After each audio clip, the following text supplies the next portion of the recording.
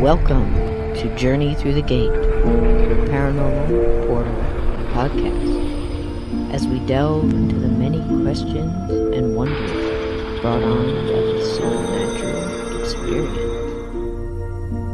What's on the other side of the gate? Let's find out together.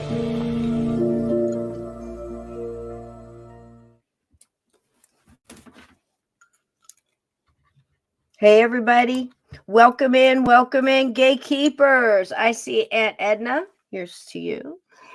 I see Uncommon Belief, love you baby.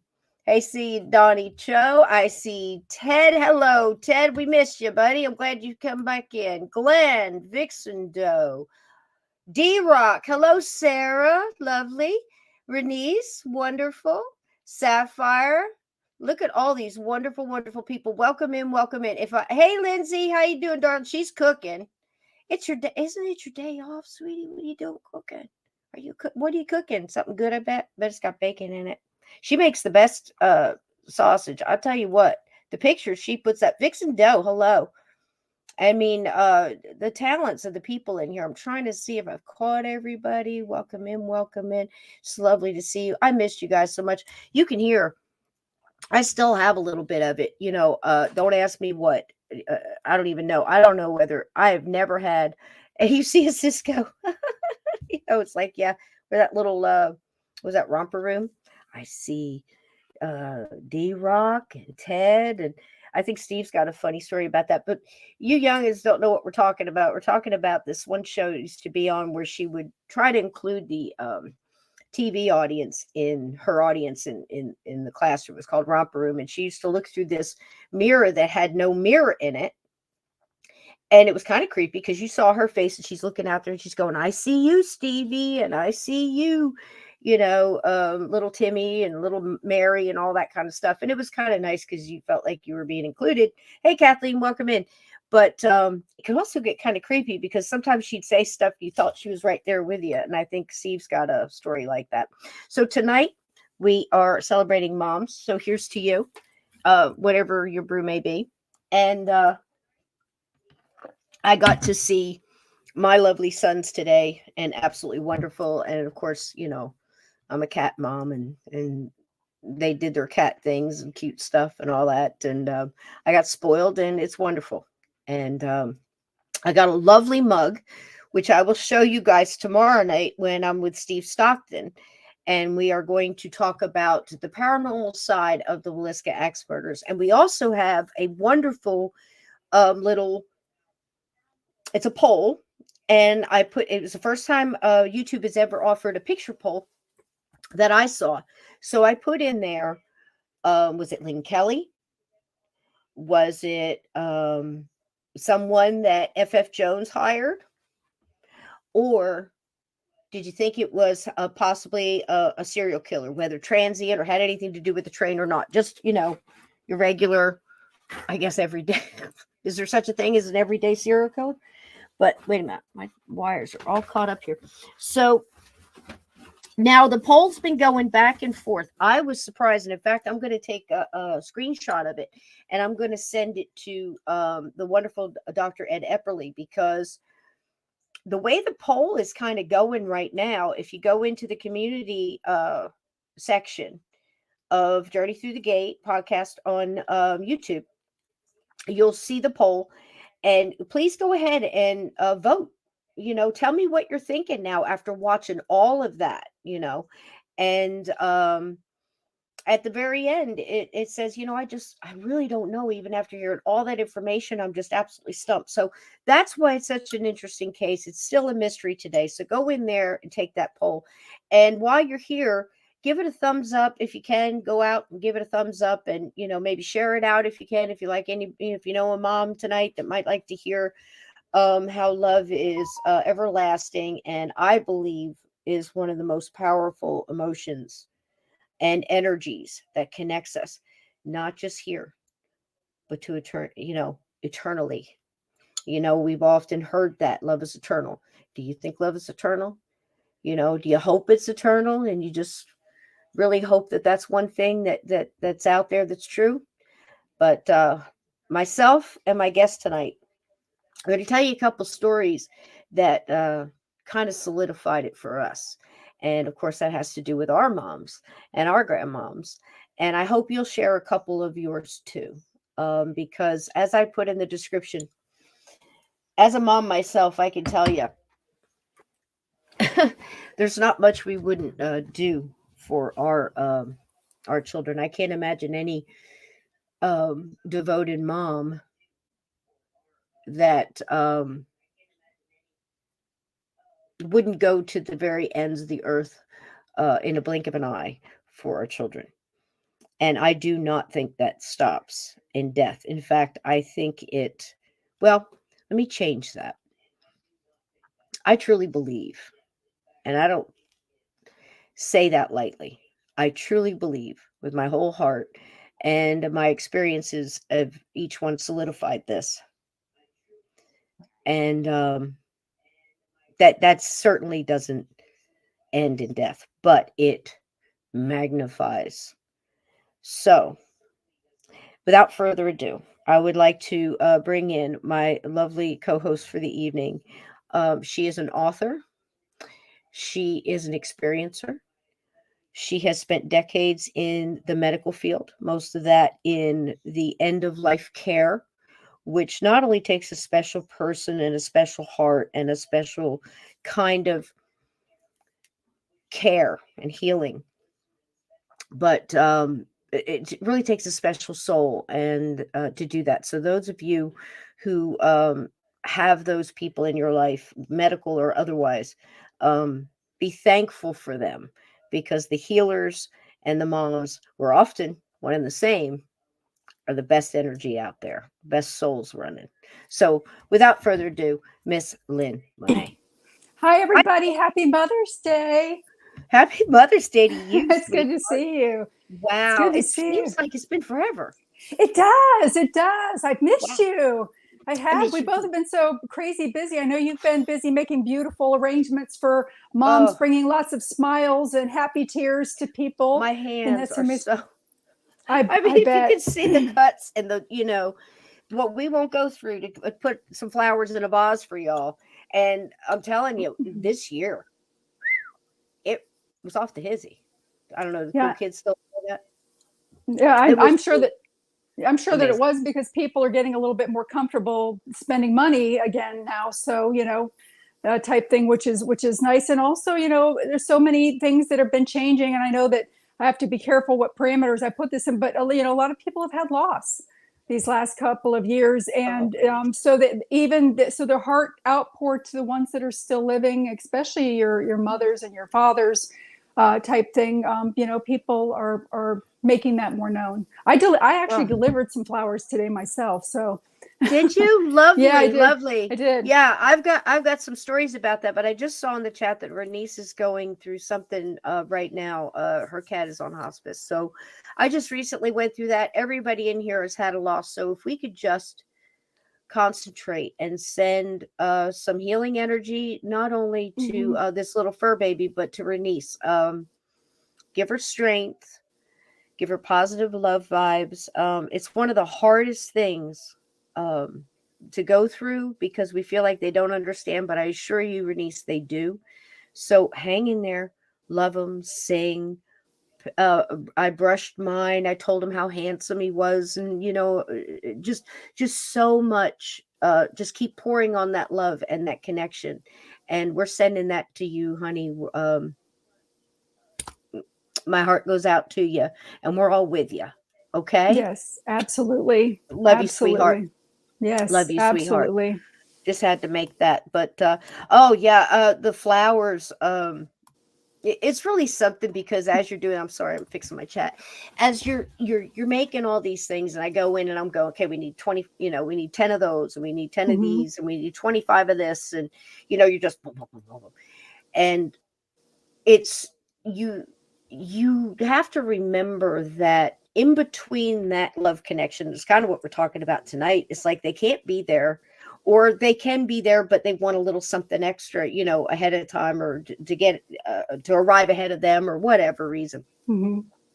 And you think that you're part of something so cool because you're putting all this beauty, taking nature and putting it all together, and then that person is sending it in love or in sorrow, and in remembrance or something along those lines. So it's so cool to Hmm. be a part of. But you would be surprised at the bastards on the other end of these flowers. I'm telling you what, you would never imagine that 3 of our delivery drivers got the door slammed in their face. One of them got the door kicked shut. She's standing there trying to deliver it, and she had knocked on the door during an exercise thing, so they didn't want to be disturbed. So the lady slams the door. It's not like we have a thing down at the. Oh my Not God. everybody who gets flowers deserves flowers, if you know what I'm saying. So Yeah. Wow. it's not our fault, guys. Yeah, I mean, I remember when my son delivered, he had 2 dozen roses chucked at him halfway down a sidewalk.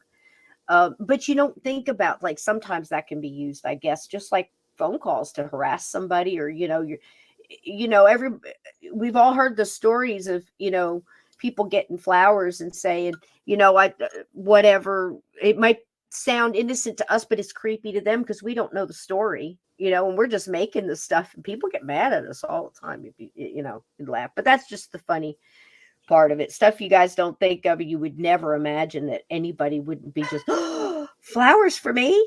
You know what I mean? But we watch the messages, and it's okay, sweetie. If you got to do something, no problem. This is an easy breezy tonight. This is Yeah. just moms hanging out on the porch having a chit chat. But we watch the messages. Now, here's a funny thing. I'll tell you guys this real quick, and then we'll shut up about flowers. But since Mom's Day and all that, this one time I worked for this lady in a floral shop out in Alabama. And she was she was a real pearl clutcher. She had her stuff together. She was the wife of a full bird colonel. So you can imagine, there's a definite type. Anyhow, she had together. Lady had elegance. I mean, she was, sometimes she, her bookends didn't match, but so anyhow, she had some class when it came to putting out product. And we always teased because there was this one guy that for every holiday for like 3 or 4 years running, he was cheating on his wife, and he would buy his wife 12 roses and his girlfriend 2 dozen roses, and he'd order them at the same time. And the lady, the girl answered the phone, she'd write it all down. It would make us all so mad, but who are we, to do anything? So this would go on every, different holiday, birthdays and stuff like that. And even if it wasn't the wife's birthday, she'd get roses, but the other one would get more, back and forth. It was like almost like he was the night, twisting it. But again, none of our business, even though we, said things. So this one Valentine's Day, this little prim and proper lady who was a mom, walked up and just very casually, once we made it and everybody was, the nerve of this guy, and the just being how he was. And she just walked up and very quietly grabbed the cards that were in the little card holder and just switched them. And in this case, it made a difference. And just straightened her little shirt like this and walked out. We were like, yeah. But anyway, the world of flowers, Lynn. How was your day, sweetheart? I actually worked today. I did get some pretty flowers though. Oh, I let me see. got some roses. Oh, Yeah. beautiful roses. So, Freedom roses. Beautiful. yes, yes. So I Right. feel very, very lucky about that. I wanted to reach out to Renice also to tell her that speaking of mothers, my mother is on the other side. Mhm. She has verified that pets are also on the other side. So this is I know even it's a very, very difficult time, but this is not the last time that you will see your fur baby. You will see them again, and they will be healthy and strong and waiting for you. And the time will even go by quicker than you think, but they are, and you will notice them around you. You'll hear little noises. You might hear their cat ball tinkle, or you might feel them jump on the bed. They're still around us Absolutely. too, but you will definitely see your baby again. Uh-oh. Death is not the end. They Absolutely just true. shed and go on. So, and you may even see it come back in a little kitten or something that you might pick up. You You just never never know. know. And So, everybody that I've had on with Dale McCarthy and of course Rob Guttrow, this is just the best. All the time he always says that it's the same thing. And the hard part is you don't know that they understand, but I assure you they do. And much, even if they've gone through something that would be similar to Alzheimer's, or or where they like they're pulling away and you don't feel like they're all right there because they're going through so much at the end. They're mhm. there, they get it. And he always says that let's say 9 out of 10, especially one that you were with toward the end there where you had to make a decision, they always say, oh, yes, you made the right decision, you're doing the right thing, thank you for all the love and care, you made it so much easier, because that's what they're here for, also to show us what real love, real unconditional love really is. So honor to them, every animal walking, and anybody who is a caregiver and going through that. I agree, Lynn, 1,000%. 1,000%. Yes.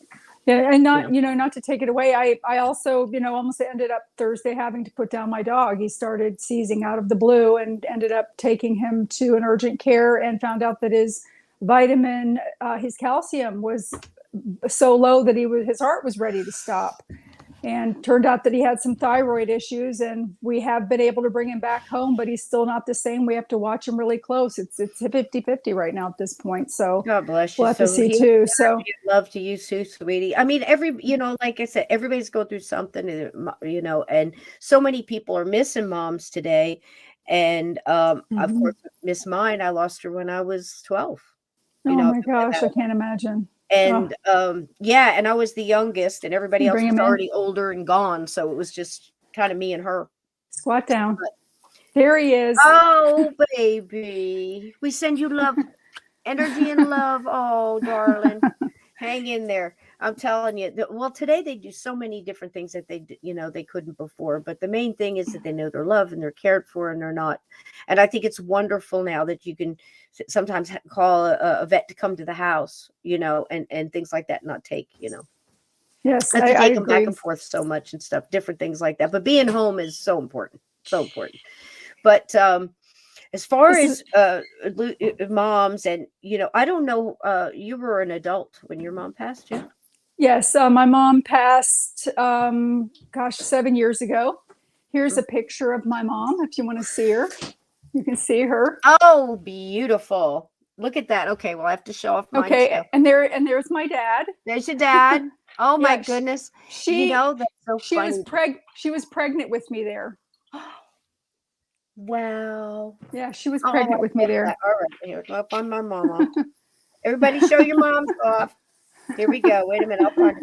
So the thing about mine is so many things were lost. I'm lucky to have any at all, and that's one good thing about social media and Facebook, things like that, because I don't think I would have any. All my stuff has been lost so many times, throughout my lifetime, whether it be moving or tornadoes, or you have something in storage and somebody takes everything. I've lost so much stuff, but I've been able to get a couple, and it blows my mind because I have one of her where's my, see, I'm an old lady with a phone. Here I go. All right. Mhm. So here she is. Get it real big. 1950. Let's see if you guys can see this. It's on a phone, so I'm going to have to angle it just right. There she is. Can you come a little closer? Yep. Let's see. Well, I could just probably go get the real picture. You can see it There. off to the side a little bit. All right, let me get a bigger picture. Yeah, But that's her you with can't Santa see Claus. any features or anything. Nope. Yeah. I'm going to get the other one where you can really see maybe just her. Maybe that's a little bit better, but it's so darn bright. All right, come on, Mama. Show yourself. Oh, I There can she see her is. from the side view. It's like You fa- you fa- 3D. you Yeah, favor her. You look that's like her. what my son said. Yeah, Come you on, Mom, do. show up. There Oh she yeah. is. Oh yeah. Oh yeah. Yeah. There's Yeah. my You're her. Mama. You're her daughter. That's for 18, sure. Anybody 18. else? While From we're what you can talking, see, and while we're, see. Right now, Cisco's profile, because that was the same kind of profile. It's the same thing. So I one more agree with your try. son. One See. more try. Let me see. This was a little bit different. This was her working at the florist. Oh, this is terrible. There you can kind of sort of see, but you can't see her features. No, But she's the other wearing picture you high did. heels and a skirt, 10-hour day on her feet doing floor. Thank you, Ted. She is. And I'm going to get a better picture and I'll show you before the night's out here. She's I had pulled beautiful. it, but oh my gosh, she was something. But yeah, she was 12 when she passed. And of course, we went through that whole thing. Now, I was by myself.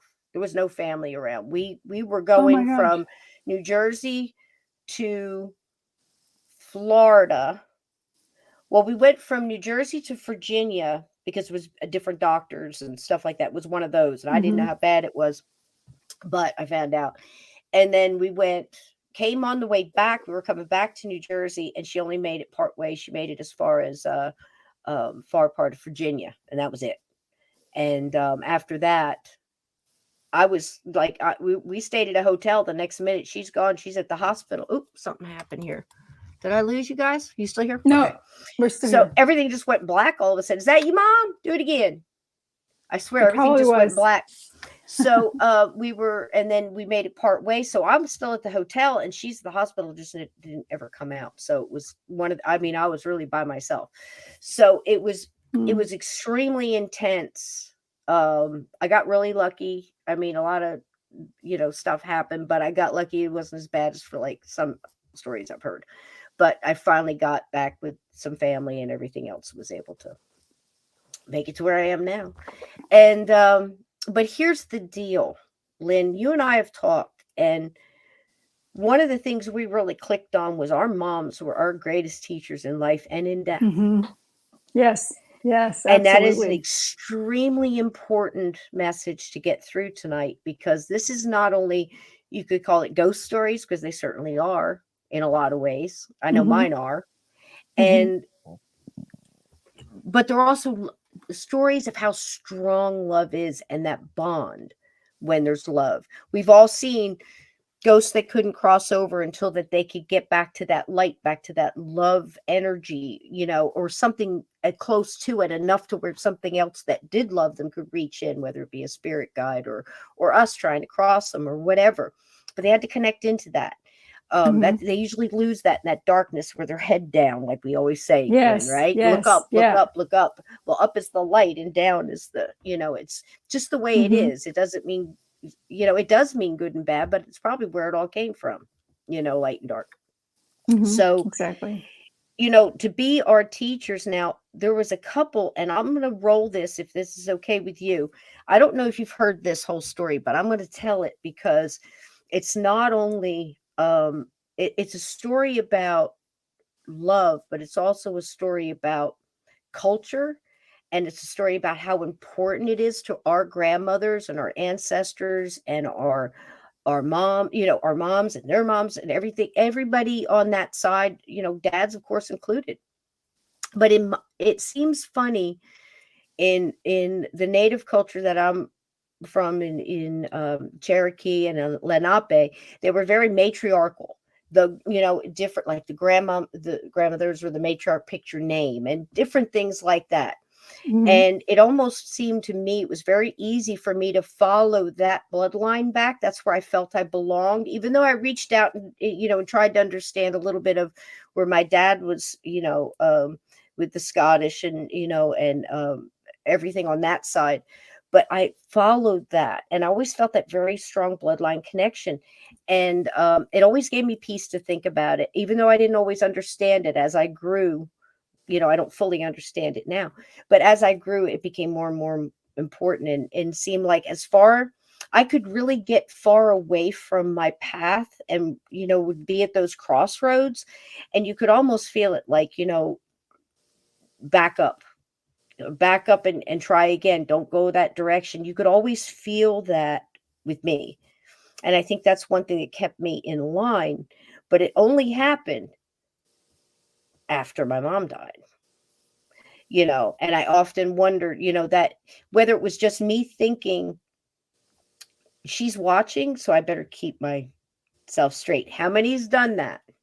Where you're thinking that somebody sees you or somebody's judging you and you stayed right, or you may try to make better decisions because you didn't want, you know. And I don't know how many people had that or whether you have it now, but think, yep, they always know, Sarah. They always know, whether they're here, they always some of them have that extra special power, and some really lean into it and some ignore it, but there's a connection. So with me, I think I really understood how important that cultural connection was, growing up, and I can look back and see, like, my sisters had a cool song. Now they had a different dad, same mom. So two sisters were full, same mom, and then I came along, and then I had stepbrothers and sisters all over the place, halves and steps, and we're not too sure, but you look a lot like us, and a lot of those. But anyhow, it's a story. That's a story for Father's Day. So anyhow, going through, I could watch my mom admit and say that she was Native American, you know, and in little ways, little talks, that she would have, and she would roll off a little lenape or something like that, and she would make jokes, um, about this or that. And she would get serious when we'd see movies and stuff with Native Americans in it and the way they were portrayed and stuff like that. And she'd tell me, well, there was some like this and some like that. We got little stuff, little things along the way. And like I said, my sisters would have a song, where they actually spelled out their last name Harrison, and in that it was like proud of the Cherokee that's in me and all this other stuff. It was a little song they made up together that was just theirs, and I can remember them talking about that. But other than that, if you went up, my mom's mom was scared to talk about it, and she's the one I talk about. That's my nana, my grandmother. Her name was Winetta, beautiful redhead, just, but she was the one who would teach me about herbs and tell me the things in the woods and don't speak of them. And when she talked about it, she would whisper it, and she'd look around like she was telling a secret that could probably get her. And it took me a long time to realize it probably could have, because when she was born in 1890, imagine the stuff that was going on in the East Coast in the Americas in 1890 when she was born. So a little girl in 1900 at the age of 10, there was a lot of bad things still happening to Native Americans. It's still happening today. But can you imagine there? So they were afraid. They kept it quiet. Her parents, I heard similar. You know, her mom was named Flora May. Now, I was told that they used to deny that and say that they were Russian or Polish or whatever it was they said they were, but they weren't Native American. Now, isn't that a shame? You're on your own soil and you have to lie about who you are. And growing up as an adult now, I think back of what that must have been like and how scary that must have been, and to try to be able to hide it. And then I think about people that can hide it, whatever that, the person to be against of the day would be. You imagine not being able, you can't hide who you are and be incognito or whatever. And I know that I heard lots of stories about that and if anybody's ever seen Billy Jack, there you go, Lindsay, Billy Jack. That tells a really good story about that. No racism is good, and treating people that are lesser than you lesser, so it should make you feel better about yourself. It should, what I mean? I never understood that. But when I was little, it was extremely important, it appears to me, for my grandmother. And I often thought about, it's like, why is she always hanging out? She's over, she had a sewing room. Now, this little house was my grandmother's and grandfather's, Gifford. And my grandfather built it with his own hands, ordered it out of the Sears catalog. Okay. No kidding. This is a story I heard. It's a great little gray house. And it was nice and cool. Didn't have any central heat and air or anything like that. You know, I mean, the central air conditioning, but there was always the windows open, the screen. I could still remember the windows curtains blowing in and out. And I remember I was about, oh gosh, 6 years old. It was my first year, kindergarten, you know, and the bus would drop me off right out front. And I'd run up the sidewalk to run in there and see. And my grandmother was either watching like Dark Shadows or Guiding Light or As the Stomach Turns, one of those. And I she'd be in remember the those. kitchen doing something. And, you know, I'd like get this big tin of marbles that she had. It was one of those old cookie tins Hmm. filled with marbles. I play with that, whatever. I always go downstairs and she'd say, go get me, you know, a jar of corn relish or whatever. There was a root cellar down there. And Hmm. I'd grab a cool apple, and it was nice to stay down there. Sometimes my grandfather was down there working on his workbench. He was a machinist. And my great grandmother, Flora May, would be usually in the sewing room, sewing away. She did quilting and she hemming and all this other stuff. And I remember all of these stories she'd tell me. Like she'd have this dress and she'd take down the dress. She'd say, well, this was the dress that such and such wore to this. And you know, you get the stories. It was wonderful. Hmm. And she had this old Singer sewing machine, Lynn, the kind that you could, it had the foot pedal. It was the most beautiful, ornate kind of cast iron, big pedal, you know, and you could put your Hmm. feet.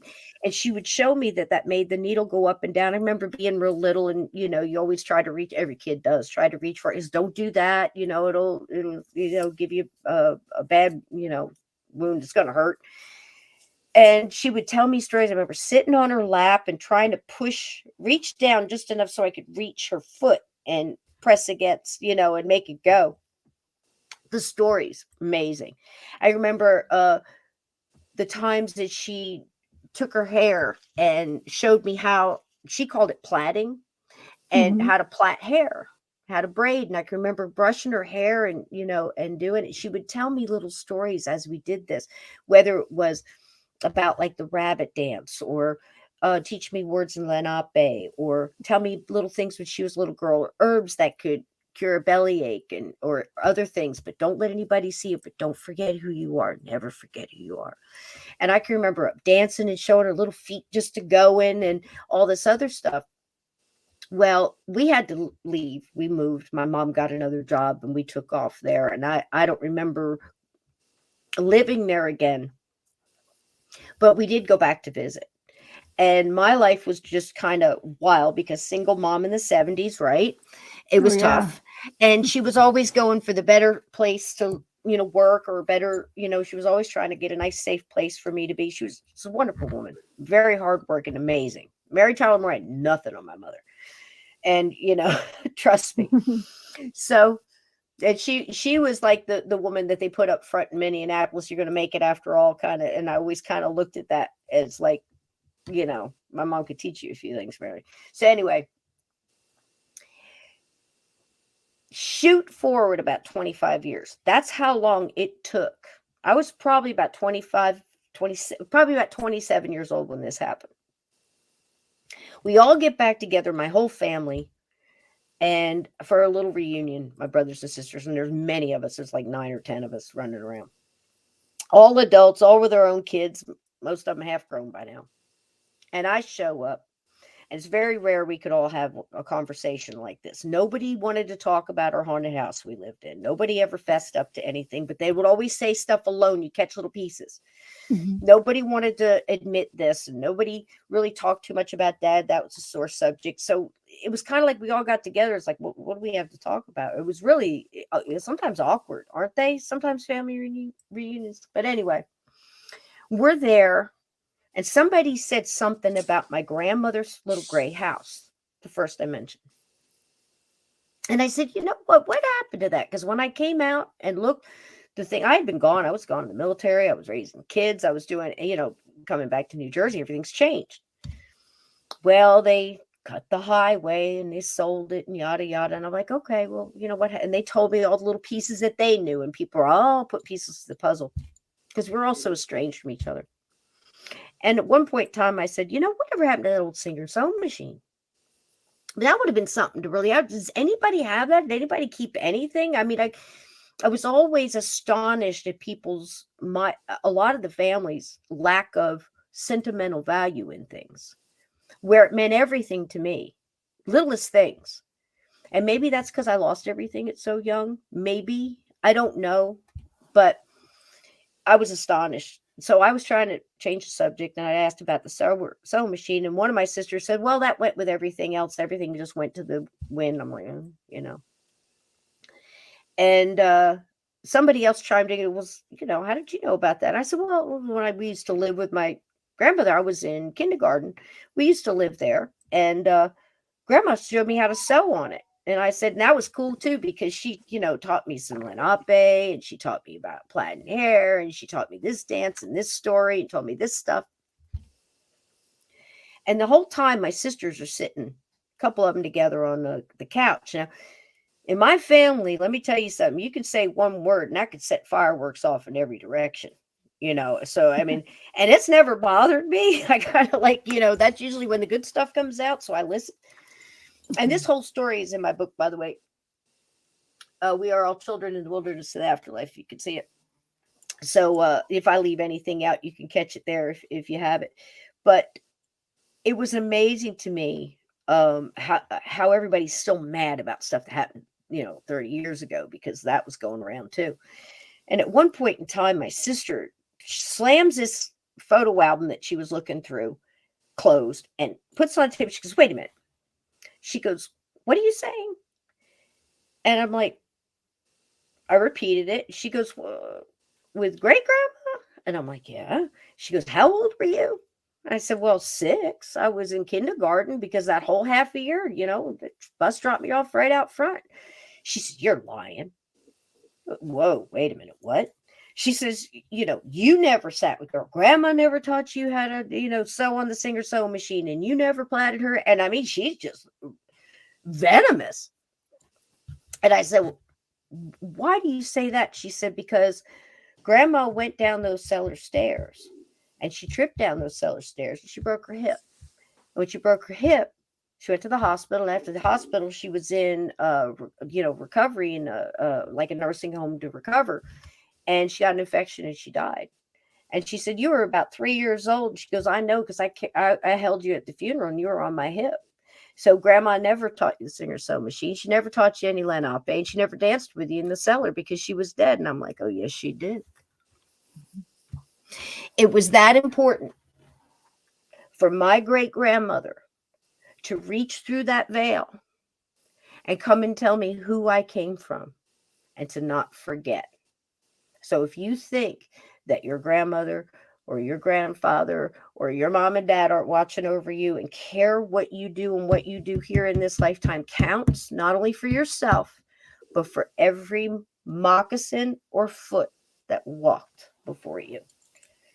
You carry that. You carry that bloodline. So just remember that. And love lives on. Right, Lynn? Yes, what a beautiful, I've got goosebumps. What a beautiful story. It's true. Story it is, and since my mother has passed, my son sees her all of the time. He insists that she's one of his guides, and whenever he needs some direction, he reaches out to her, and she guides him. And he has a necklace that he wears of hers that he that he wears even for protective purposes, because he's an empath. And so yeah, he's still very much in touch with her, and she comes in and like a megaphone with me every once in a while to share some things with me, or sometimes I'll have questions to ask her, and she'll come forward and she'll answer them. And so yes, they are still very, very much around us. And children, they don't have the filters that start to build at around 6 years old on up, and then they start to efface on the other end when they get ready to cross over. So they can see through those veils and those interdimensions when they've come in. They do see loved ones many, many times, and they'll talk about it. And like your experience, what a beautiful experience. That you had your grandmother come in and do that. And the thing that you mentioned about the old sewing machine, I had to smile, because my great grandmother had one of those too. And she actually had the thing where you had to turn the wheel to make the needle go up and down. She had one like that, but she also had the foot pedal with it too. But when Hmm. she wanted it to go forward, she would do the foot pedal. But when she needed it to go backwards, she would do the Yeah. winding thing on it. Yeah, because it didn't have. And then I Yeah. remember that she passed it to my grandmother. And I remember that my grandmother had that sewing machine sitting in her sewing room right next to her new Singer sewing machine that she got, Mhm. which was, which now is considered an antique, Guardian. but yeah, but it was, it was electric at that point. So she was, had it in there, but she still occasionally would use that other sewing machine for things because the new electric one just couldn't do certain things. So yeah, I can Wow. definitely relate to that. I So know a lot of yeah, people kept those heavier machinery things for leather. If you ever worked with leather, a lot of those, they just don't make stuff like they did anymore. Now it's they just, don't. quick and break. Everything is, from marriages to people to, everything is just and go on. It's crazy how it's happened. I can still remember things like was it the Maytag repairman that was so lonely because he never had to fix a Maytag, and people sitting around and Yes, saying, "I've had my washer and dryer for 30 years," and everybody was so proud of how long they kept stuff, and now stuff lasts for like a minute, but I'll tell you I know something, that's right. mother's love isn't like that, No. and I remember telling you um the different stages Mm-hmm. of how I saw my mom through my lifetime. The craziest thing was going to that reunion and it being like almost 20 something years before I got the answer or even realized my great grandmother was a ghost in that cellar. And then I can look back with adult eyes and that vantage point and go, I never saw her in the kitchen. It's stuff you don't put together as a kid. It's true. Why would you even think about it? It's like, hey, yeah, I don't ever remember her being at the kitchen table. I don't ever remember hanging out. It's just like when you're a kid, it's almost like flashes, of your memory. And Mm-hmm. you can remember your mom coming home and maybe running to her or, running for the phone or some kind of mess like that, little flashes. But man, to have all that. And I just sat back and there's only two people in that room out of my older brothers and sisters that believed it. One smiled at me and my brother was like, yeah, that's pretty cool. The rest were pissed about it. So I you go bet it's, figure. yeah, the ones that believed you probably had also seen her as well. They just didn't say Or so. You their might own. find out down.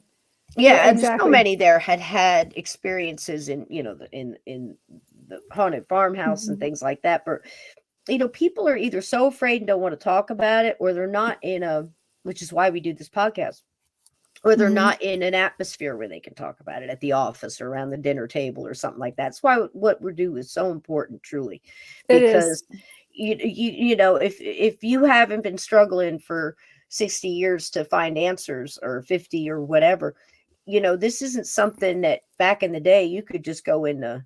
People that saw UFOs or saw Bigfoot or saw a ghost, they would never tell anybody, and they just think they were crazy, you Yeah, know. they would. They would. And the men with white coats would come and pick them up at their house. You know, you're They not far literally off. had men in white coats that would come Yeah, and pick you up at your house and yeah, take you to a facility to be treated for mental illness.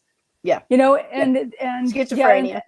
and that's a whole nother Mm, area too that we could go into at another time, because I know we're talking about moms. And something else right. that you had mentioned on one of your previous shows, and this had to do with your dad, but it has to do with moms and everybody on the other side as well, that it's so important to, you know it's okay to go through a grieving process Mhm. with some boundaries on it, so that your loved one can go ahead and continue up the ranks or the levels that they need to go to with love. But it's so important to still continue to let them know that you love them and that you care about them, Mhm. because that love comes to you. That's like food for them there.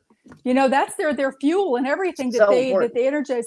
And like Cisco had told the story about her father, and how, I don't know if you want to share that story again or not with your, we're talking about moms, but it is Right. it is important because it applies to every kind of Mhm. spirit or soul Sending that's on the other energy, side. Mm-hmm. sending energy back and forth. And it's wild that you said that because yes, that's true. And it was a little experiment. And I was just sending good energy to him because he couldn't talk and he couldn't, do so many things. I mean, he was obviously on a lower level. And that was funny because when I was talking to my mom through a medium, we were talking about something. I said, hey, before you go, I said, I never asked about that. I mean, did he cross his, what's going on there? Because he is my father. Mm-hmm. And I said it kind of just like that. And I said, I just wanted to know because I know everybody else has just been cursing him since they could form words. And if it's true, just say that we do a soul contract where we have souls and we all agree to come in and just beat each other up so we can learn whatever, that's the short version. Then you kind of have to forgive the people that are doing that because you agreed to it over there, as crazy as that sounds. So That's what true. if? So I gave it a shot. And I just started sending, look, Dad, nobody else is going to do this. So I appreciate you. You were a good and I know it couldn't have been easy. And, nobody really sees it through his eyes. Some people just have to go on to the next thing and can't deal with the stuff behind them. Mm-hmm. So they just look forward and go like horse with blinders on. It's no excuse, but some personalities are just like that. And they just leave all this devastation in their wake. You know what I mean? Like the best thing they did was leave good people behind, or at least they picked good women that raised good people. Let's put it that way. But I guess whatever. That's So true. I sent him good energy. And over time, I found out through another medium that here's this guy and this is what happened. And it worked. It gave him good energy. So can you imagine you're doing that for a pet? You're doing that for your moms today. So everybody just send, if your mom is on the other side, please just send that thoughts Love of you, love. Mama. Hey, love you, Mom. I know you're listening, Yeah, they and are. like Lynn said, that's so important. Nobody can tell you how to grieve. Nobody can get you through that. It took me years, and I'm Mm-hmm. still not. But if you can help them and you, if you think about it like, man, I'm sad today, or I hear that song and that makes me think of them and it makes me feel sad. We don't leave it there. Go through that, ride Turn it that around. through, then flip it and Mm-hmm. add laughter to it. Like, yeah, remember that time we danced in the whatever and everybody looked at us like we were crazy and we just laughed, or the time I spilled the ice cream, or the time we watched the sunset, and add it with a laugh and an I love you and happy thoughts and energy, because that gives them you said, it was like food It to is. them. It is like full, and they're and like their fuel also over there that they can elevate. That they can. I mean, they still function. They're able to be in 6 places at one time, according to my mom and my dad. My dad, he had a near-death Wow. experience, but he's the one that first told me that people could be in 6 places at one time. And my mother confirmed that you can. So like, you might see your mother at the breakfast table with you and your brother says, oh, well, she was in the car with me riding to work. And then one of their grandkids see, because they can be in that many places at one time. But it's nice because when you think of them, they come. When they think of you, they come. They do everything through thought, through telepathy, and they immediately, if they want to go somewhere, they think of it and they just go. If you're thinking of them, they just come. So know that when you are thinking of them, they are in fact with you at that time. And the thing is too that's important, and something that I did with my mom and that you can do even after they've crossed over, to ensure that life gets busy, it gets stressful a lot of times when they're around. You may not notice because you're distracted with something else. And a lot of times too, they're careful about when they approach because they don't want to, their energy is so high they can exacerbate good and bad feelings. So if you're having a bout of sadness, they kind of stand back and might send other people in to kind of redirect you so that then they can come in also with their love. But you can make a pact with your loved ones. My mom and I, we made a pact before she passed away, and she had a year after she decided to stop her cancer treatments, and we checked off her bucket list and went through old pictures, and she pointed out people that I didn't know because my great grandmother had been married 7 times, and Woo! she had 13 kids. Oh, bless And her. she would have had 15 kids, but the last set of twins passed away so at birth. But anyway, So with my mother, I asked her to leave one of her hairs. And I mean, you can ask them to leave a ladybug, or you can smell their perfume. You can ask to have them leave their scent if it's not something visual, or you know, a song that'll come on out of the blue, or a ladybug on your windowsill during the winter months when it shouldn't even be there, or you open a magazine and there one is. You can make a pact with them that when they do come, that they can make it obvious to you. I think I had mentioned on your show before about my mom leaving a hair in a 3-ring binder that I bought at a bookstore. Just, I mean, who knew? For a big test. Yes, yeah. The time you needed it. Yeah. Exactly. And there it was. I mean, I went to the bookstore. I had hundreds of notebooks to choose from in varying colors. And I picked this one, never opening it, took it to my desk, went to put the stuff inside of it, and opened it. And sure enough, there was one of her hairs wrapped in the middle teeth, that there is no way it could have gotten there. And it brought me great comfort, because in that moment, I stopped in my tracks of what I was doing, and my thought went to her, and I could feel her at that moment. So it's so important. And just because they've crossed over, they can hear you just the same as Cisco and I are talking now, and that we're talking also, we're talking with you. They can hear you. They still have all of their senses on the other side. They can see you, they can hear you, they can feel you, they can touch you. You might not be able to tell, but if you focus in, you can tell when they touch you. But the thing is ask, be specific about what you want, something that you had in common, something that would be there. It's easy for them to move feathers and pictures and cards. And sometimes they can numbers on the clock. Numbers on a clock. Like ask them to send you like a 111, like 1111, because it's an angel number and it's a powerful number anyway. So now, are they turning the clock, or no? I think what's happening is you're going to notice it at that time, Yes. and then what I need you to do, and Lynn will agree to this, is acknowledge it. That's the big thing. If you get a penny, or a coin feather, or whatever it may be, and it has a date, flip it over and look at the date and think back. Don't just wipe it out. Maybe keep it and think about it, because right at the top of your head, you might not realize it, but you might, think like, okay, well, 1989 doesn't mean anything to me. It's nobody's birthday. Nobody was born there. But wait a minute, it might mean something else. It might have another significant thing, or it's just the penny, but it's in a weird spot or at a weird time, or it wasn't there before. A dime, quarter, it could be anything. I'm saying penny, but you get the drift. It could be, any currency. Pennies from heaven means something. I'm really now thinking back, I look, a lot of these things, they really are rooted in some kind of truth. I just learned the other day about mirrors. And it's weird how we find out, so many things about mirrors. But when we had Dr. Epperly on, of course, he explained that a lot of people didn't have mirrors to cover in their house because they were poor and they were very expensive, and only the affluent had them. And I heard the other day that the superstition on that was, with the 7-year break a mirror, you get 7 years bad luck. It was actually started way back in medieval times, where they were getting mirrors, but the servants would be clumsy or whatever. And, they did uncouth people, right? So they would tell them, they knew that they were superstitious, that they made it up so that the person breaking the mirror would get the bad luck. So they would be very careful with the precious mirrors. All made up. This is where that comes from. So it's funny how a lot of these things are either rooted in truth or they're made up. The things that we think, why would a mirror be bad luck?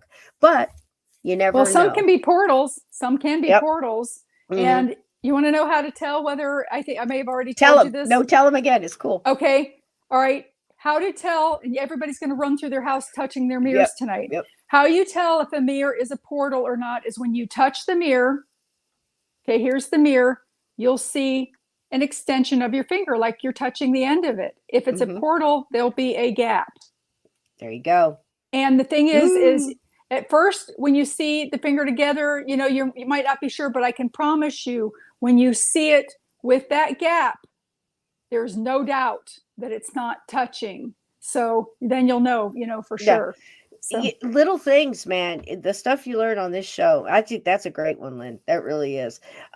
Renice is asking, what do they see there, Lynn Monet? Tell us briefly some of the things that your mom has told you that she sees on the other side. I know it's a lot, but yes, give us a little bit of what she's told you. They don't you tell us know, everything either. That's the big thing. no, They leave my all these mom gaps. my mom always loved beautiful flowers like peonies and things like that. And one time she was telling me about this beautiful flower that she calls an angel's bell. And she said that this flower almost looked like a tiger lily, but it was white, and that it would shimmer. And the thing about things on the other side is when you look at them, you engage with them, and you can feel their life pulsing, their life energy pulsing through you, and it can feel your energy pulsing through it. And so she said that it's her new favorite flower, and that when she connects with it, it plays this beautiful melody. When its energy vibrates to this beautiful melody, that when you engage with it, that you can hear it playing in your all through your body. And I thought that was something that was very interesting.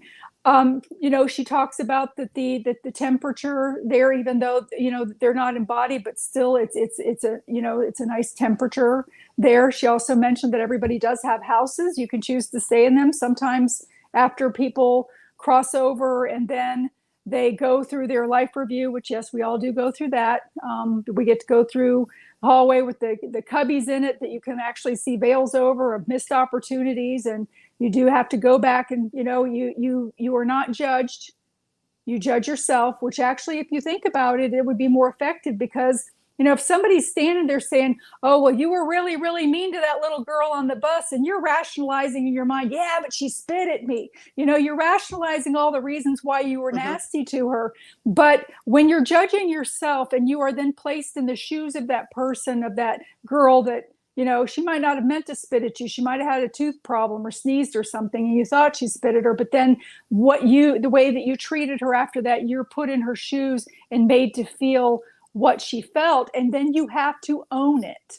You can't rationalize it or deny it or send it away. So, and also with the good things too, you get to feel the good things come back to you that you did also. But she had made mention too that the thing that's interesting about the other side is after you go through certain things, and this is where the galactics connected in with the angelic, is that heaven almost becomes like an airport, and you're going off almost like terminals, or you can choose to stay in your house there. And another thing she said too that was interesting about the houses there is that artwork, if you are an artsy kind of person and you paint, anybody that does any kind of artwork, they'll know that before they start to do something, they kind of have an idea of what it's going to look like finished in their mind a lot of times. And the reason for this is because you've done that artwork previously on the other side, and your artwork is in your home on the other side. So you're repeating it here on this earth.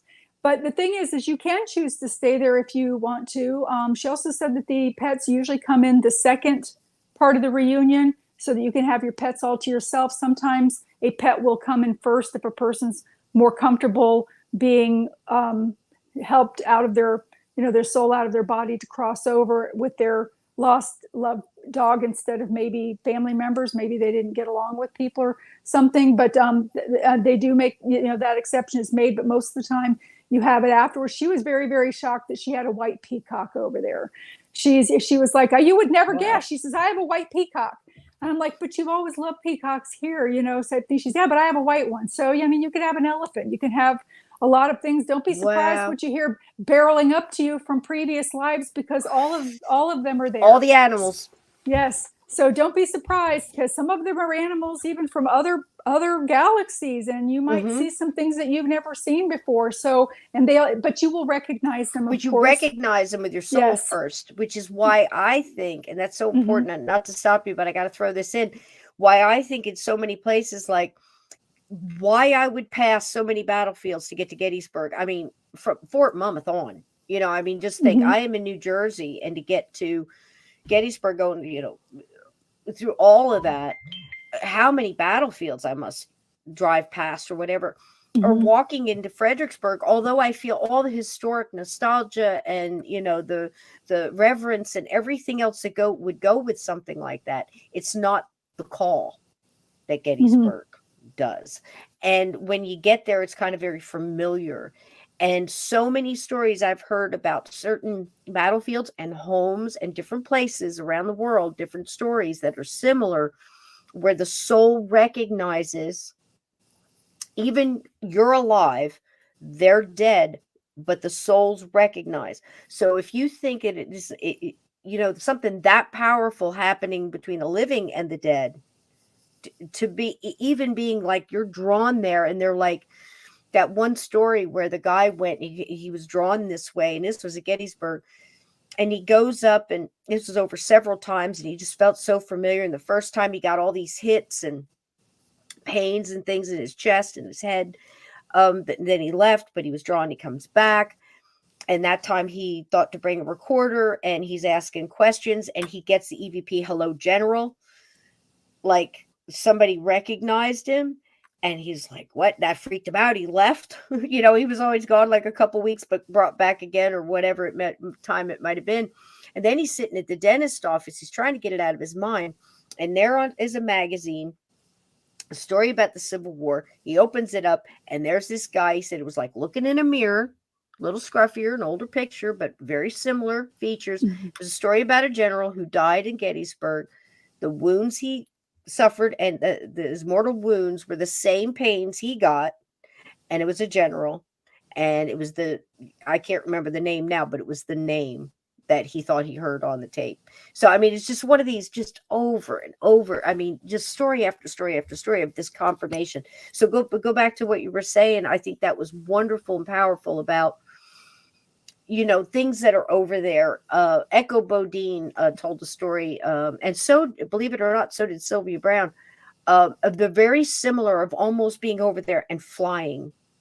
And you're feeling, and there's music of every kind. If you think jazz, that's what you're going to hear, and you're drawn that way. And there's this whole bunch of people playing this music, but it's all together. It's not like it's a beautiful sound. And then, you know, if you think classical, you know, you're drawn over there, and you can hear it. But they both said in separate times, decades, you know, apart from when I've had these conversations or heard them. They both said these things, but they said that you could feel the music. It wasn't just you heard it, you experienced it, very much like you described with the flower and the melody it plays at. That's very similar to some of the things portrayed in the first Avatar, if you ever saw that, where everything was alive and vibrating, like the grass. Oh, yes. Everything is alive, and the energy flow from it. And how many experiments and things have we talked about on this show about plants make, you know, noises. Grass makes a noise and puts off an energy when it's cut, you know, and things like that. So you can imagine this vibration going through the whole thing. Lynn, that's beautiful. Yeah, it's very beautiful. True. Even the tree, everything, they do have trees there. The thing is too, is about the music. All of that is true. And there are other types of music there are other tones and sounds, just like there are other colors there that we don't have here, that tie into it as well, that everybody gets to experience from the other side, because a lot of other spirits from other dimensions also are there, and they also bring pieces from the areas that they've come from, you know, to incorporate with some of the things as well. And yeah, I mean, supposedly right now so far they have found 5 galaxies with planets like ours in them. I was talking to somebody recently about that. Wow. And so yeah, you know, and even when my mother passed, there were beings there that did not look like they were from Earth, and they were beautiful. They were magnificent, very tall, very just gorgeous, luminous beings. That my feeling is that they were from somewhere else, because they didn't appear angelic. They didn't have wings, but yet they seemed to be on that level of an angel. And my mom talks about that too, you know, that once you complete, you can then choose to reincarnate here if you want to. I can't imagine anybody wanting to do that. But We'll leave that for the people that don't believe. They may need to come back again, but there are other places that you can go. And sometimes, because you can be 6 places at once, sometimes you will be 6 different places at one time. You may be on a planet over here and on Earth simultaneously. So that's another thing too that she mentioned. That's why we're so That's darn something they tired. can do. I Pardon mean, me? if you think it's Yeah. why we're so darn tired. I mean, if you think Yep. about it, I've often tried to wrap my mind around that parallel universe. Like, if you Hmm. ever thought about there might be another you somewhere else doing other things, and you Hmm. know, I don't know. I can't say I don't believe in it because Hmm. I'm pretty open to a lot of this stuff. And if I find that being open to it, you kind of click. If you just change the Hmm. labels, it fits. And you find out that a lot of the core stuff is all still true. So again, I harken back to so many different people that are wiser than I'll ever be and have these abilities to get, this information, whether they got it themselves or gleaned from other, what the dead are dying to tell us. Hmm. Um, it all matches. It all Yeah. matches, It from doesn't. the beings too. Many people in battlefields or massacres or where horrible things have happened to a large amount of people, whatever that may be, it could be anything from an Mhm. accident or whatever, have said that when you go there to help cross them, a lot, especially if it's a large number, there seems to be other beings there, both, as Lynn is explaining, whether it be alien, like say the Greys or some other type that, you might fit a description that you've heard before, but there's good and bad because there's Mhm.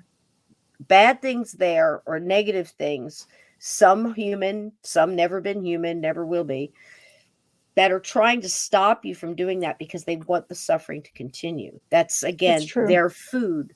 So if sending good energy to people, it gives them sustenance, then the opposite is also true. You see what I mean? So I know it might sound weird to say, what do you mean aliens are showing up with well, there's so many different energies out there, Mhm. So of course a large group of good would be together and a large group of bad would be together. I mean, it just kind of works. And I think in a lot of ways we're kind of pulled that way here as the living Yes. too. As the Yeah. living too. Yeah. One of the things that I learned also from her, which I actually tried out, and I was amazed. My son was laughing at me. We had gone into a house that his friend had just bought, and my son was coming back from Indiana, and he wanted to rent a room from his friend, and his friend had just moved into this house like 10 days earlier, and the place was haunted like all get out. Mm. I mean, it had to have been built on top of a ground where a church had burnt down and to the ground, and the people with the people in it, because of the way that the spirits were in that house lined up in pews, and you could just see the tops of their heads coming through the floor. And there were some very, very negative, menacing things there. But my mother, the quickest way to repel the darkness, even when you are transitioning from your body into a spirit form to transition forward, is to radiate love.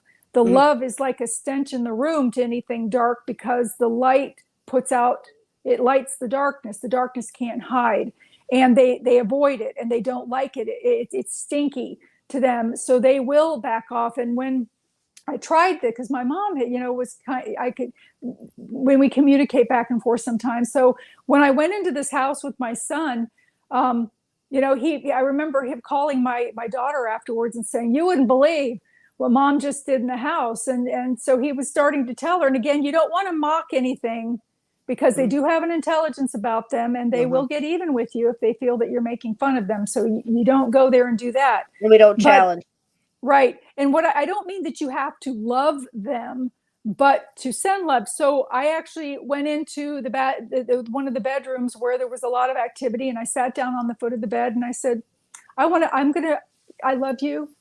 I love you. I love you. I want to teach you about a class in love. I want you to come to my class in love so that I can teach you about love, so that you can experience and feel that. And things were just darting out of the room like crazy.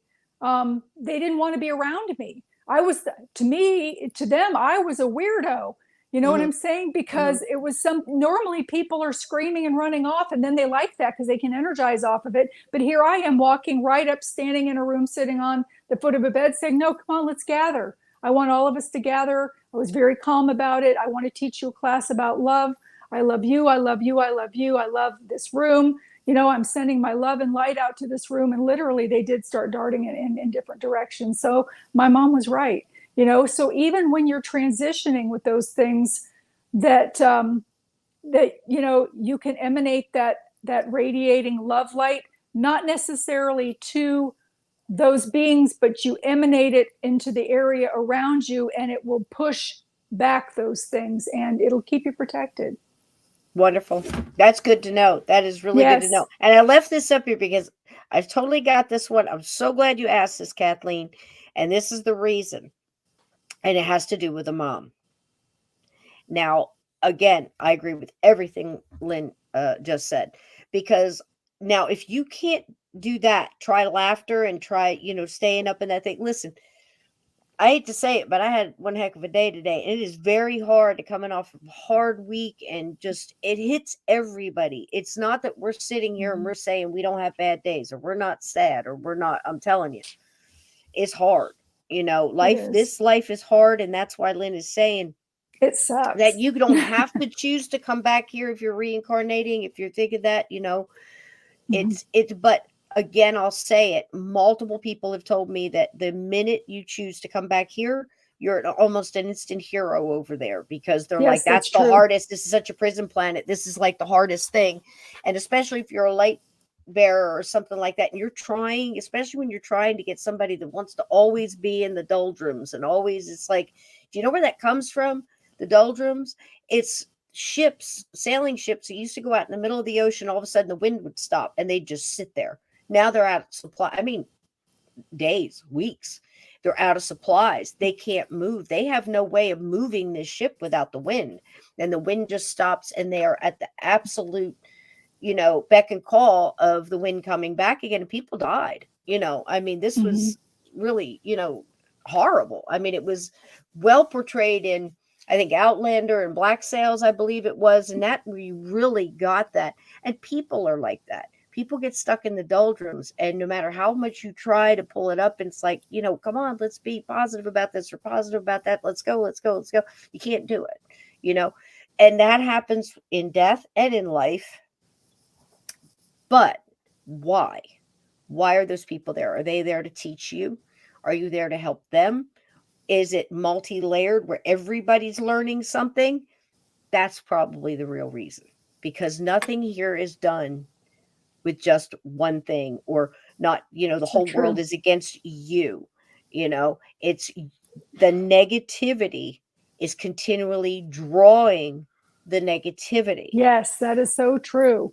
And if you're not constantly feeding your positivity and your love and trying to stay in your light, you can get drugged right down there with them. And it's hard to get back up, but you have to. You have to pull up out of it. And it's hard. And I think we really are all here to teach. And I'm going to answer this question, but I'm building up to it. Like I said with my dad. Now, again, I know you don't mind, Dad, but you're going to do it. We're going to use this as a lesson. Okay. It's a great one.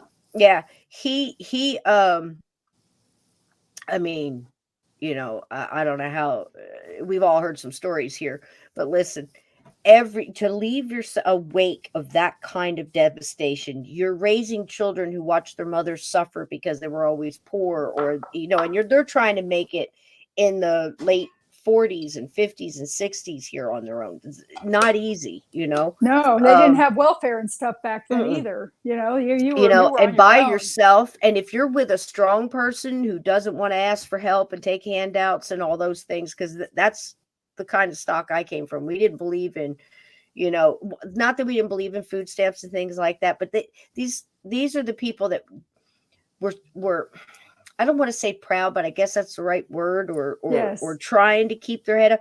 They didn't want to use coupons, because that was seen as a, I don't need the charity kind of thing. I'll work for it. That's the kind of line I come from, the hard blue collar, hard work, and I'll do it myself. I'll work myself. I'll fix it myself. Okay.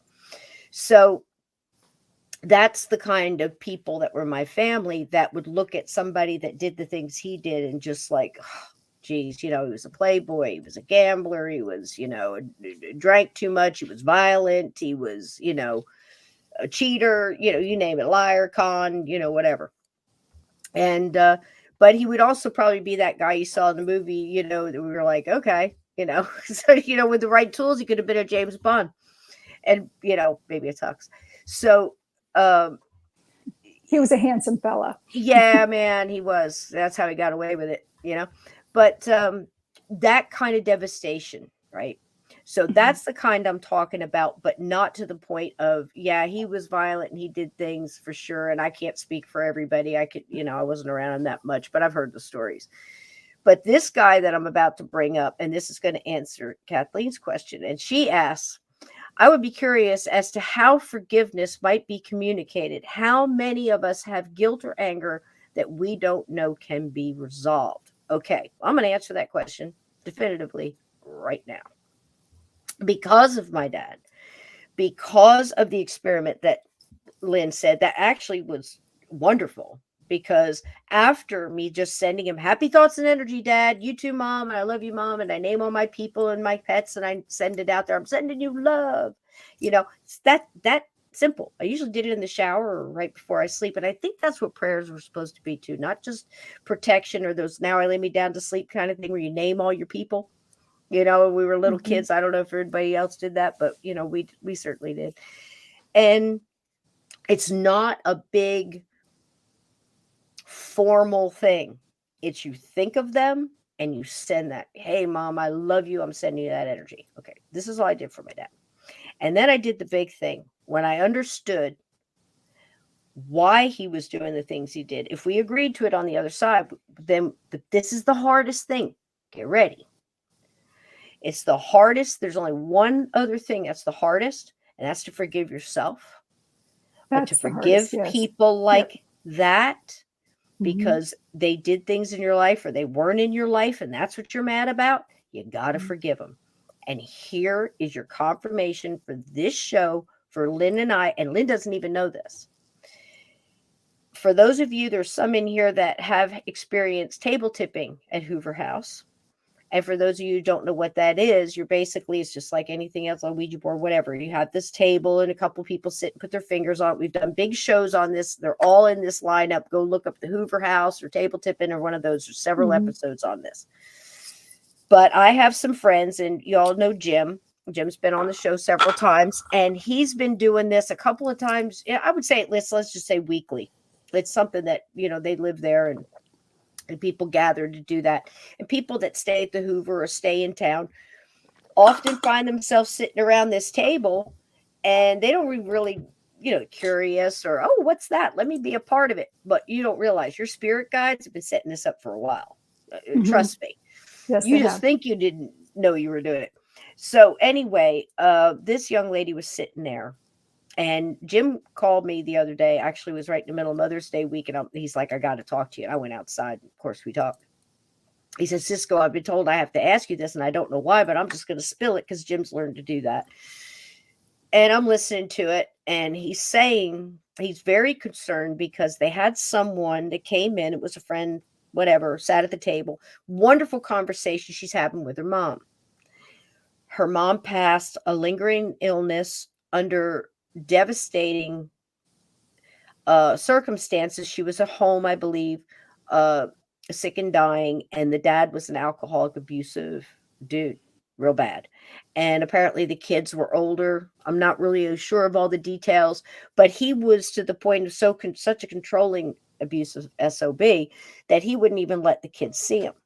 Now, see the mom before she died. So there was a lot of really bad stuff going back and forth, and for sure violence, because a couple of the mediums that were there in the room were actually picking up visuals of what had happened to this woman as she was sick and what these kids went through. And they're picking up stuff, not saying anything. They meet later and then kind of put it all together so they could better help the person if they want help. And so he's telling me this, and I'm like, yeah, okay. And I'm just listening to what he's saying. And he's saying, while she's talking, I'm seeing this man hitting this woman who's sick and dying in bed, and he's hitting her. And he says, I don't know. He says, I can't even get it out of my head. And I helped him through it. And I said, this is why you were seeing that, Jim, because you were the one in the room that could handle it.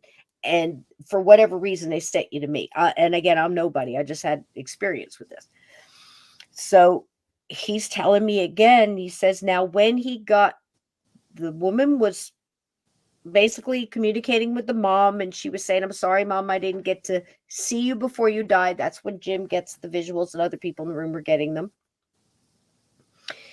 And then all of a sudden, as soon as, now this underlines everything Lynn said in the beginning and all through, the minute she connected into, I'm sorry I didn't get to see you before you died, but Dad wouldn't let us see you. And I don't know if she knew that. And I mean, just the tears, I'm sure, were coming. I mean, this is an opportunity like none other where you can get all this out, right? So they're communicating, and other people are helping her do it. And again, Jim is seeing all these visuals.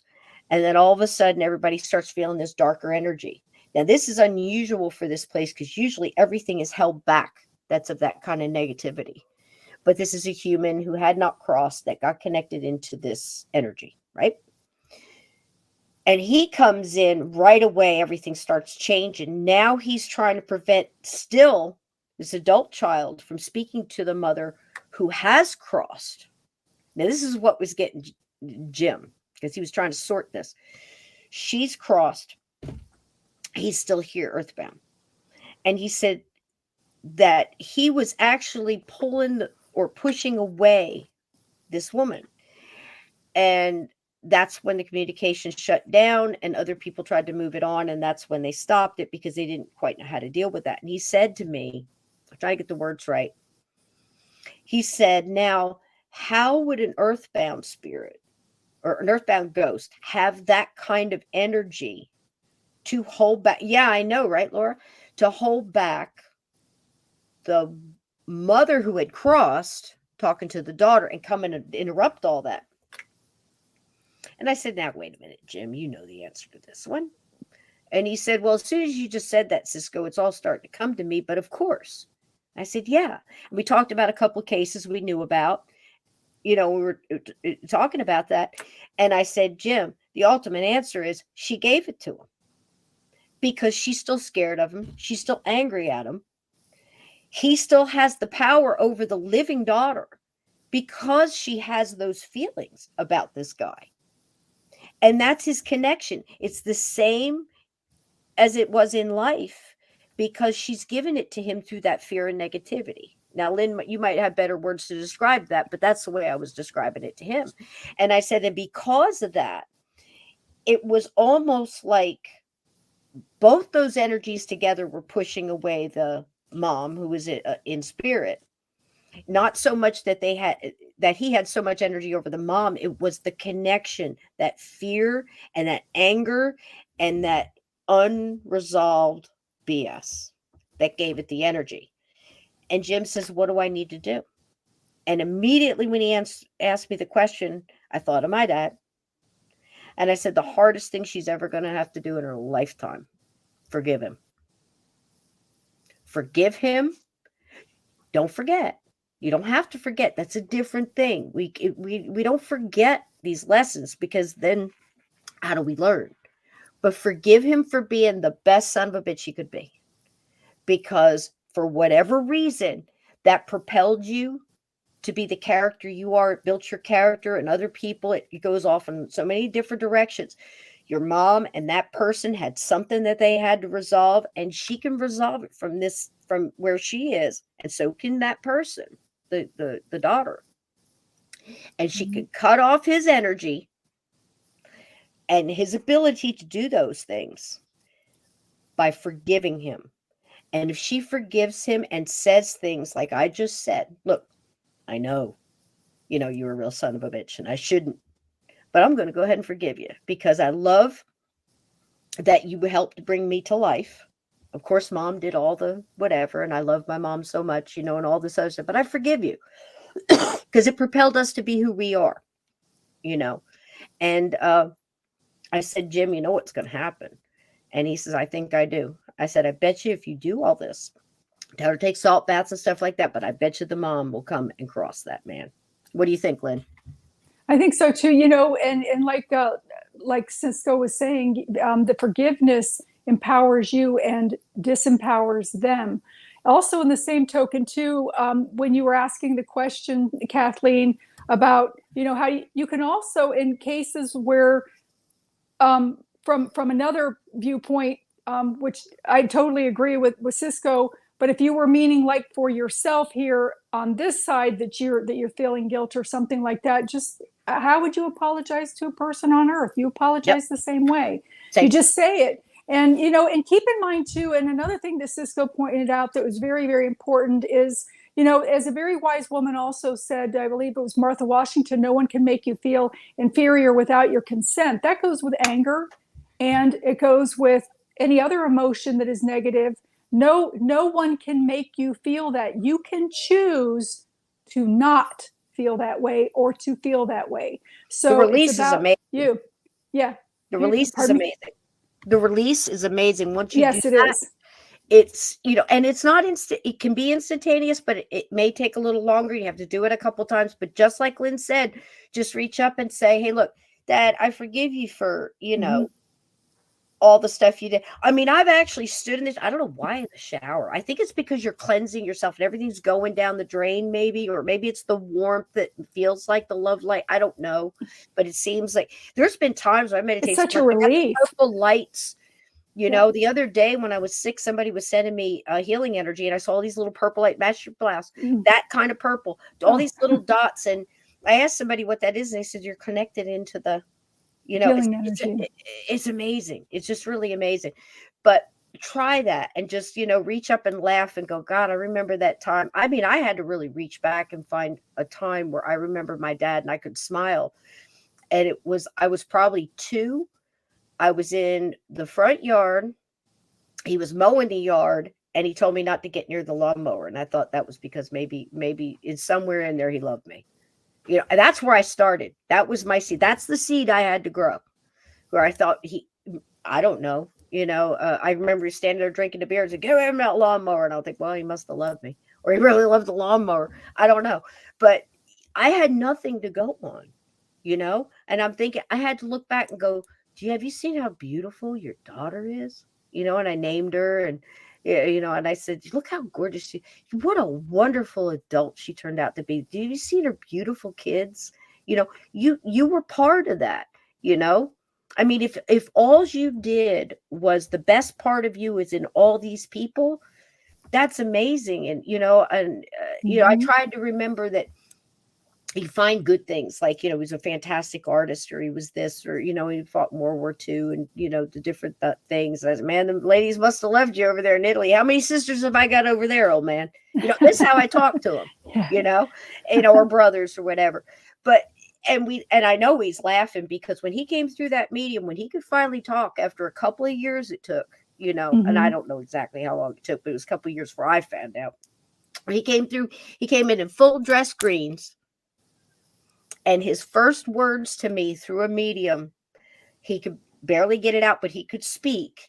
And he said, I would not have been the best influence for your sons. And I went, that's my daddy. I mean, we had a moment. So is this possible for you? Absolutely, right, Lynn? Absolutely. Yes, it Just is. forgive them.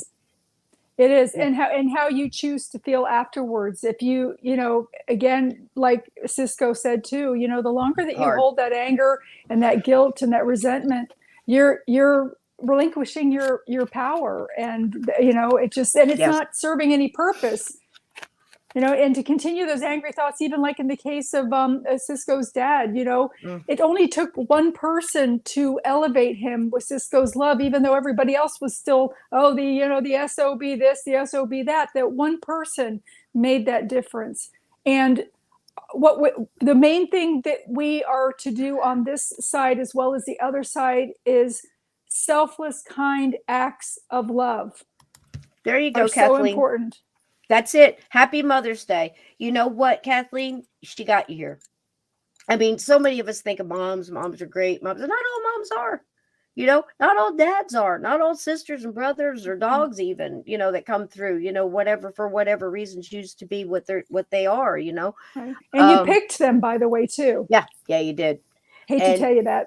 yeah, that's a hard one, boy. When you go, it's Yeah. like, I want, give me an alcoholic dad that beats the hell out of people and this and that and everything else. Oh, I Listen, when had I one of say, those. I Yeah. remember at 3 years old coming down the stairs. Listen, read the book. I hate to be that person that says that, but I went agonizing detail in some of this stuff, like in the Mm-hmm. haunted farmhouse. And we've talked about, was the farmhouse haunted and my dad got there and it got worse, or did he wake something up, or did his energy affect it? We'll never know. It's all possible. But Mm-hmm.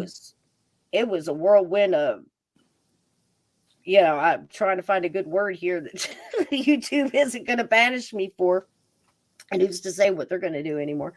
But it's No, just, that's right. I'm not saying this flippantly where it was easy. I mean, this dude did some dastardly stuff. You did, Mm-hmm. but again, he's a sharp dresser. So, I mean, come on, we all know those people, but why do they come into our lives and do that? I know some really, really good people that their heart is, terrific, but they having a hard time in this world right now because there's so much energy flying around. There's so much negativity. There's so much just beating down on us. You got to find that spark, man. And you know where that spark is? In you. And how you use that is up to you. And again, like I say, some days are really hard and it's hard to hold on to that spark. So the best way to do that is try to ignite other people's, you know what I mean? And even if they're past. So again, if mom wasn't the greatest mom and you think she could have done better, you went through some horrific things. Understand, I'm sitting here talking about a man that was so alcoholic nuts, that I can remember him. Listen, there would be a thud in the house and everybody in that house would get up and grab a weapon and run and try to run towards the noise to get dad off of somebody, or somebody's having a fight or something's going on. And I remember running down the stairs. Nobody else woke up. I was in the footy pajamas. I must have been 2. And at the bottom of the stairs was a old, real antique looking phone, the old black phone where you lift it up. And, but the antique one. And there was a party line. We were out in Jackson, New Jersey, and there was usually people talking in there. And I can remember as a little kid asking those people for help, and there was nobody there. And then all of a sudden, somebody picked me up, and I was wished up the stairs again. But that's how devastating I was, because when I came down the stairs, there's my mom and dad, and I remember she had a white couch, and there was blood all over it. So it's not easy for me to say, I forgive you, Dad. I wasn't in that man. I don't know what demons he had tormenting him, and I'm talking about personal demons now, not the actual ones. I don't know. If I went through the things he went through, would I be like him? Would I have been worse? Would I come through it better? You like to think you are, but until you go through somebody else's stuff, you don't know what they're going through. And again, like Lynn said, you picked them. Why did you pick them? Why don't you do that tonight and think about it? If you've got one of those in your family, whether it's your grandparents or whoever, a sister, brother, Mm-hmm. Somebody related to, blood-wise, because that's part of your soul group. That is. And Why you did may you have pick been, them? yep. And you may have been that parent to them, to them, or in It's another terrible, lifetime or Sarah. something. And even though it doesn't sound fair, but the thing that you did, look at the things that you did get out of it. I'm with Cisco. My father was a raging alcoholic. He took a steak knife after my mom at a dinner table and flipped her back and was trying to cut her throat in front of all of his kids. Mm-hmm. And but he was a brilliant man. He was I see, extremely Sarah. intelligent, that way. And and anybody in the chat, I can't see the chat, so I'm sorry. And I love everybody, and I want to say hello. But the thing is I know that from that, I got his intelligence. I also got his height. But I vowed never to be a parent like that to my children. So I have, Break the circle for sure. yes, I have gone to parenting classes before I had children. Went to counseling. I'm still in counseling. I still have a counselor that every once in a while, hey, I've got a teenager, she's doing this. How do I manage that? To make sure that I manage it in a way that is healthier with boundary setting and not beating people. So I am thankful to my parents that I take the good things from them, that my mother's talents, my father's intelligence, and I take that and I do treasure that. However, the negative things I am also thankful that I learned about so that I'm not repeating those myself. Yeah. Yeah. And you can see that too. I mean, I think that's one of the hardest thing, especially if you have some type of abuser, and then you often wonder why it repeats, why that person after they went through such hell would do the same. I think Mm-hmm. that's like one of the biggest things, and I've had a lot of people on here over the years, and we talk about that kind of thing, is like, how do you break the cycle? Um, I think there's a lot of cycles. We kind of focus on one or two, but we don't realize the big rings that are going on around us, you know. Mm-hmm. Alls I can tell you is it's one of the hardest things. Like I said, the hardest thing is to forgive yourself for things that you did that you could have done better. And I think that's again why It's we judge true. ourselves over there, because we really have to feel it.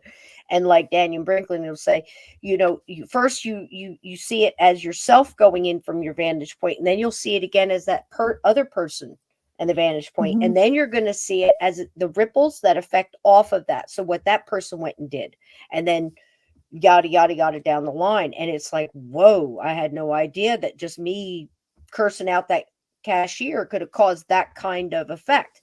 Or telling a Again, child that they're stupid. Yeah. oh yeah, oh Yeah, yeah, huge. or that child that always wants the approval of somebody who cannot give it, and you're Mm-hmm. always fighting to get that. And it's like, that person, there's thousands and thousands of stories. But if you could step back from it just enough to go, is there anything good that came from that? Even if you just, again, uh, I'm sorry, I can't remember who said it in here. I think it was Kathleen that said, I could just say Happy Mother's Day as a start to my mother who has passed, because I really can't get into that sticky stuff. Hey, don't say it if you don't mean it, right? You don't have to get Mm-hmm. into all the flowery stuff and No, everything you like that. don't. Say, hey, mom, I remember you. Thanks for having me. You know, There you go. whatever, and move on, because that person did, or Mm-hmm. that father fathered, again, I know the world's wacky right now, but that's kind of how it works. Mm-hmm. So, that's the thing. You may have had someone else who raised you, that you saw, an aunt or a sister or brother or whatever, that raised you, that you feel that kind of love for, and that's terrific. That's great. But you're still connected bloodline wise to these other people. I mean, you got to ask yourself, And cord wise too. Yeah. what? Oh yeah, and what of these people whose fathers or mothers or somebody led a double life, Mm-hmm. where they didn't even realize it. Their dad was a serial killer, or their mom Yeah. was something else, or their dad had another family in another place. We just Yeah. did that whole Lindbergh thing Mm-hmm. where he had several families. Or we all heard the thing about the sailors with a different person in every port, or the traveling Mm-hmm. salesman that did the same thing. So many of these stories are coming out now, and you wonder about that. It's like, why weren't you there for me? Why did you do this for me? But wait a minute, let me ask you a question. What kind of person are you now? Mm-hmm. What did that push you to do? How did that build your character? How Right? did it make you better? Yeah. How did it make you better? Did it make you push harder because you had to prove it to yourself or to them in spite of them? Did it, I mean, think of all the different ways you could fling that, because everything we went through got us to where we are now, right? And our moms have showed us that from the other side. Mine showed me, I think, the first huge lesson, and I still look back at it, and I look back at my consciousness now, and what I feel like I understand now is, at the time I was looking through it from an 11, 12-year-old eyes. of someone who was, I went through the whole gauntlet. I did the whole thing where I cursed God, didn't believe in him. I got the voice. Well, who are you talking to? You've all heard the story. And I'm like, excuse me? I really had one of those moments, and that was, I learned probably a spirit guide or somebody always talks right here. And it's a recognizable voice. I've heard it through my whole life, in different spurts. But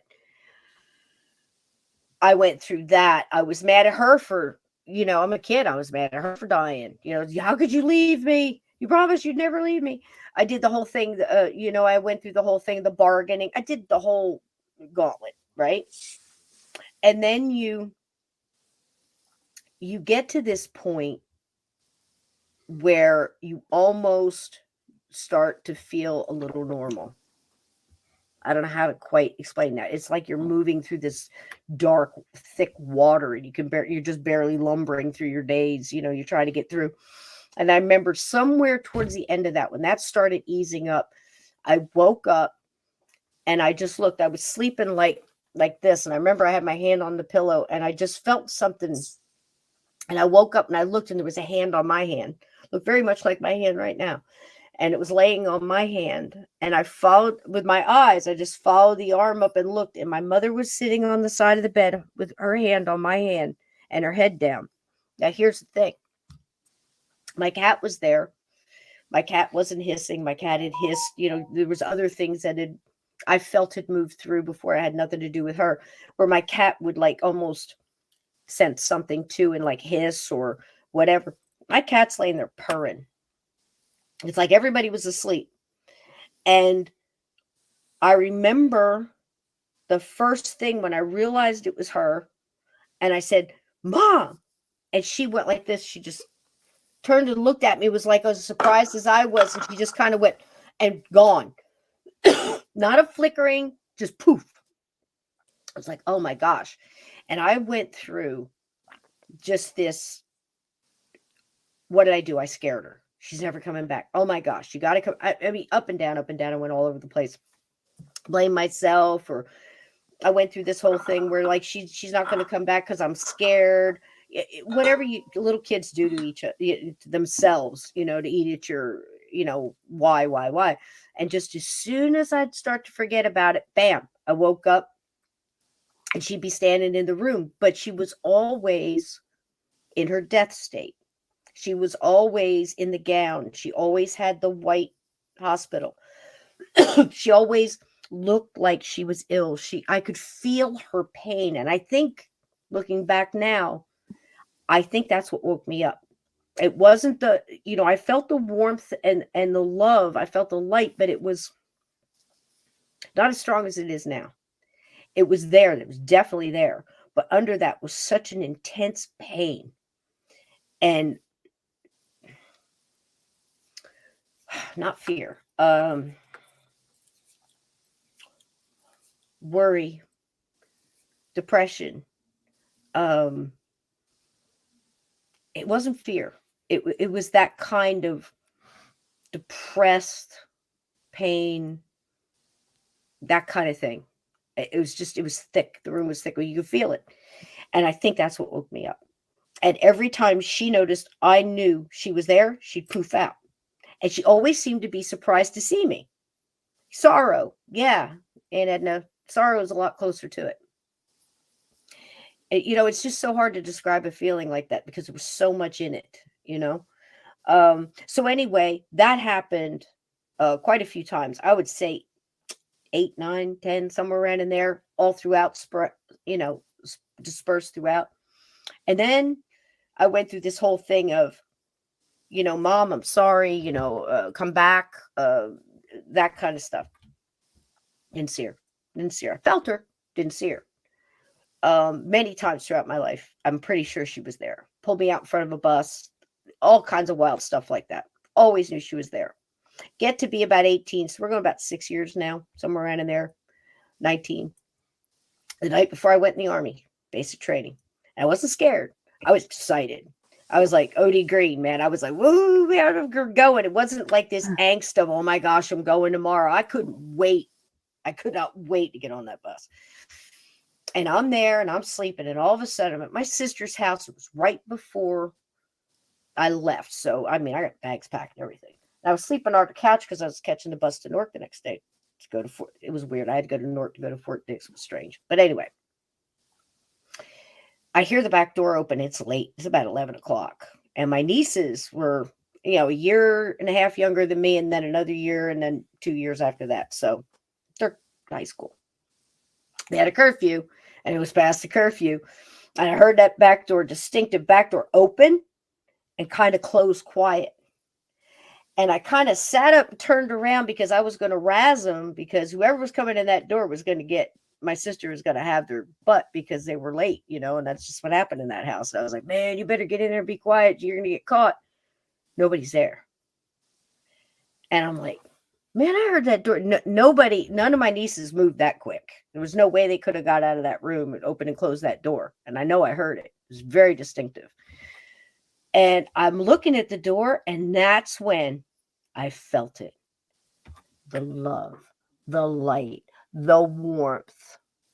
It just coming all around me and filling the room. And then I see this little cluster of sparkles. Just little sparkles just floating. And then they got brighter and bigger, and almost like it's starting in like a ball of misty light with sparkles in it. And all of a sudden, there's my mom, looking like she was going out dancing, or dressed nice, like to the office or whatever. Hair is done, makeup's on, big smile on her face. She's looking great. She's not been over in pain. I've got no pain, no piercing, no overwhelming, no sorrow. It was just nothing but love and warmth, and just, it was just wonderful. And I'm like sitting there, and I'm looking at her, and I'm sitting up on the couch, and I'm like, Mom. And she just, I could feel the smile get bigger, and I hear her, but her mouth isn't moving.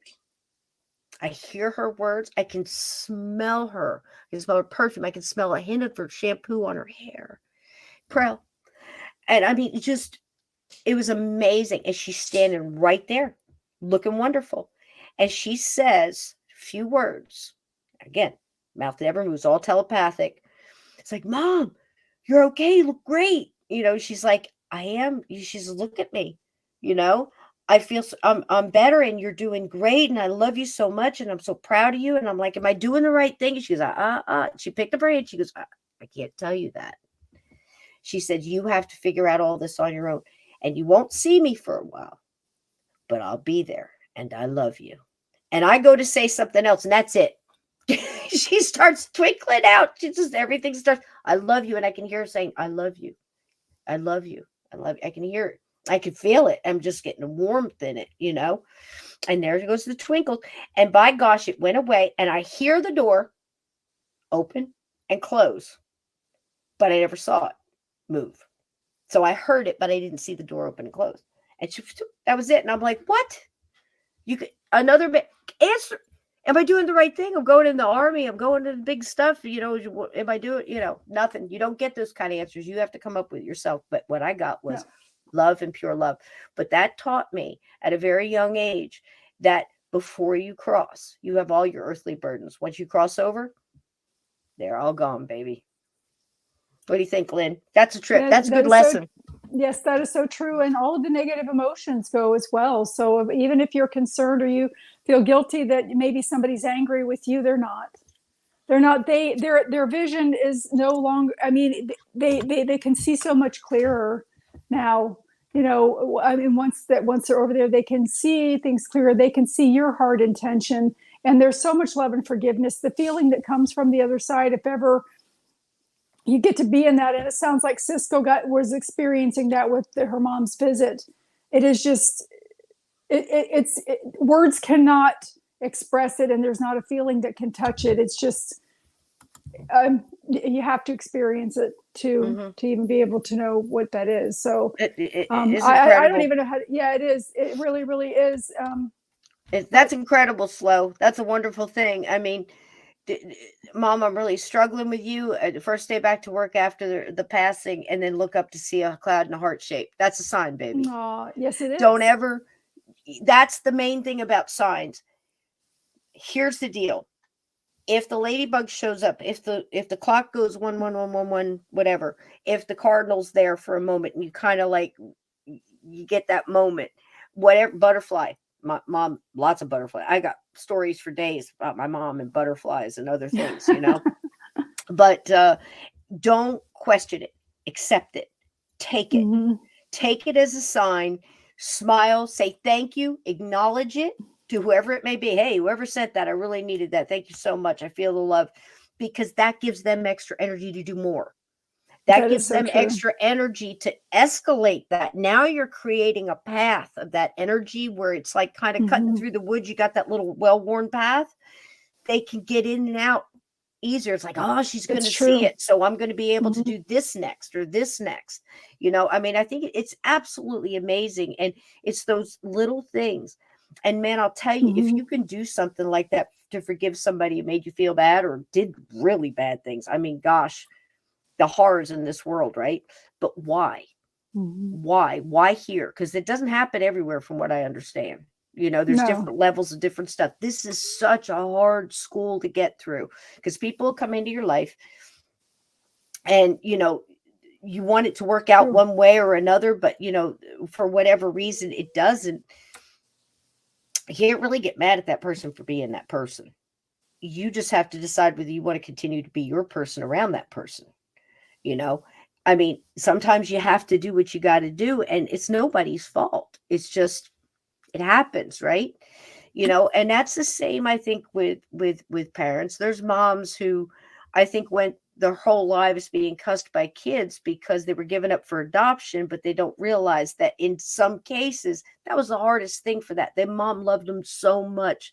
They just knew they weren't So going to be true. able, for whatever reason.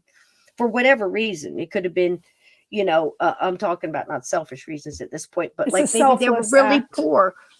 Maybe they're really poor. Now, Mhm. somebody that just like, yeah, that's different. But I think kids automatically go to that. They think that nobody wanted me, they gave me away. I can't imagine doing Mhm. that, but I've seen people and know people that have gone through that always their whole life, are they okay? Did they make it? I have a hard time fathoming that because of the kind of mom I am. I'd walk through hellfire with, you know, I know armed with that's nothing right. but a plastic spoon for mine, and I feel like sometimes I have, but I can't imagine that, and a lot of people cannot imagine that. But we automatically, I think, go to I wasn't good enough or they didn't love me enough. I mean, Lord knows I went through that. I mean, like I said, I was alone for a long time, you know, and but it Mhm. made me a fighter. It made me a survivor. It made me be able to things that other people would just curl up in a ball and cry. I'm like, is that all you got? Because I've seen some shit. You know what I mean? And it's just, Yeah, but would you be that person if you didn't go through the things you went through? that's true. Oh, and everybody, don't forget to give it a thumbs up and subscribe and share it out. Just wanted to Please say do. that. Yes, absolutely. Please This is do. good stuff. I mean, yeah, I mean, that's the thing though. But see, in the story I told before, again, once you open yourself up to this, Lynn, and I know that you're going to agree with this, and I'm so sorry, guys. I am so exhausted. This week has been crazy. Today has been crazy. I'm still coming off of being whatever the heck this is. I don't know whether it's We pollen. love you, Cisco. I've never We been. we love you. Thank you, No sweetheart. I matter love you what. back. I love you back. And I mean, and I don't know whether it's the pollen or what, but I'm just like, oh, it's been something's trying to knock me off my feet. But Plus, it's there have not. been solar flares. There's been solar flares for 2 weeks, and they're awful. They're I've messing with never been the. allergic to pollen in my life. Yep. Yeah, it's a Ever. combination of some Something's stuff. up. Something's Yeah, weird because it's hitting everybody. it But is. the thing is, this is these are some of the hardest things for us to do as humans here on Earth. But if you are a light bearer and you're trying to keep the lights on, which what we're trying to do, because again, everybody has bad days, everybody has bad, things in their past or whatever. You got to push through with the light we need every bit we can get right now. And if you can get with a group of people that are doing that and that makes you feel better, do it. do it. Get a tribe, even if it's just a couple. And if you all want to get together, you got 3 or 4 people that are willing to do this, whether it's around a table tipping or a tea or whatever it may be, please get together and take a moment to just put light around you and light out back into the universe. Because boy, we need it so bad right now. We do. Okay. We really, really do. Thanks, Uncommon. Drop my PayPal. Appreciate that. Because every bit helps. It's like 25 a month for the StreamYard and another, 50, 75 for the whatever. Doesn't matter. As long as I can keep doing it, and I will. But if you guys send me stuff, I always put it up for just this, and I wouldn't tell you that if I didn't, I make sure that this is covered, and you guys have been absolutely fantastic. And the channel is starting to blow up with Steve, and my son, Jesse James, is out there sharing it on Reddit. And that last little Velisca we did was just like crazy. YouTube has taken some of the older stuff off because they didn't like some of the stuff I said, but I'll just find it. I'm not going to stop saying it. I'll just find another way, and that's fine. I'll hold up stick figures to tell a story. I'll come in here with some sock puppets like you've never seen before, and I'll act the stuff out if that's what I got to do to say something. We will find a way. Ooh, somebody's talking to me right now. Oh my gosh. Hold on 1 second. Left ear's not a good ear. Hold on. Okay. live on camera. I got something trying to mess with me. Hold on. That's what I thought. Okay. Had to take care of that. Woo, that was a good one. That's not a good ear for that. That was something trying to distract me for what I'm about to say. So, y'all guys got that? Thank you very much. So, y'all, do you have that left ear, right ear? Do you have? I do have left ear, right ear. Yes. Yeah. Isn't that weird? I can't explain that. Can you? From what I understand is right ear is when something is like right immediately standing to you, and left ear is something in a distance, but also left ear is sometimes the more negative things than the right ears. Yeah. Yeah. No, I get Thanks, that. babe. Thank you, Vixen Doe. Thank you so much. We love you too much. We love you, baby. Yeah, you're seeing me the end of a hard day here. Love you. Thank you so much. I appreciate that. It goes right to this channel, so we just keep putting the light out. So yeah, and I mean it was really trying to distract me. So let me try to go back to what I was saying.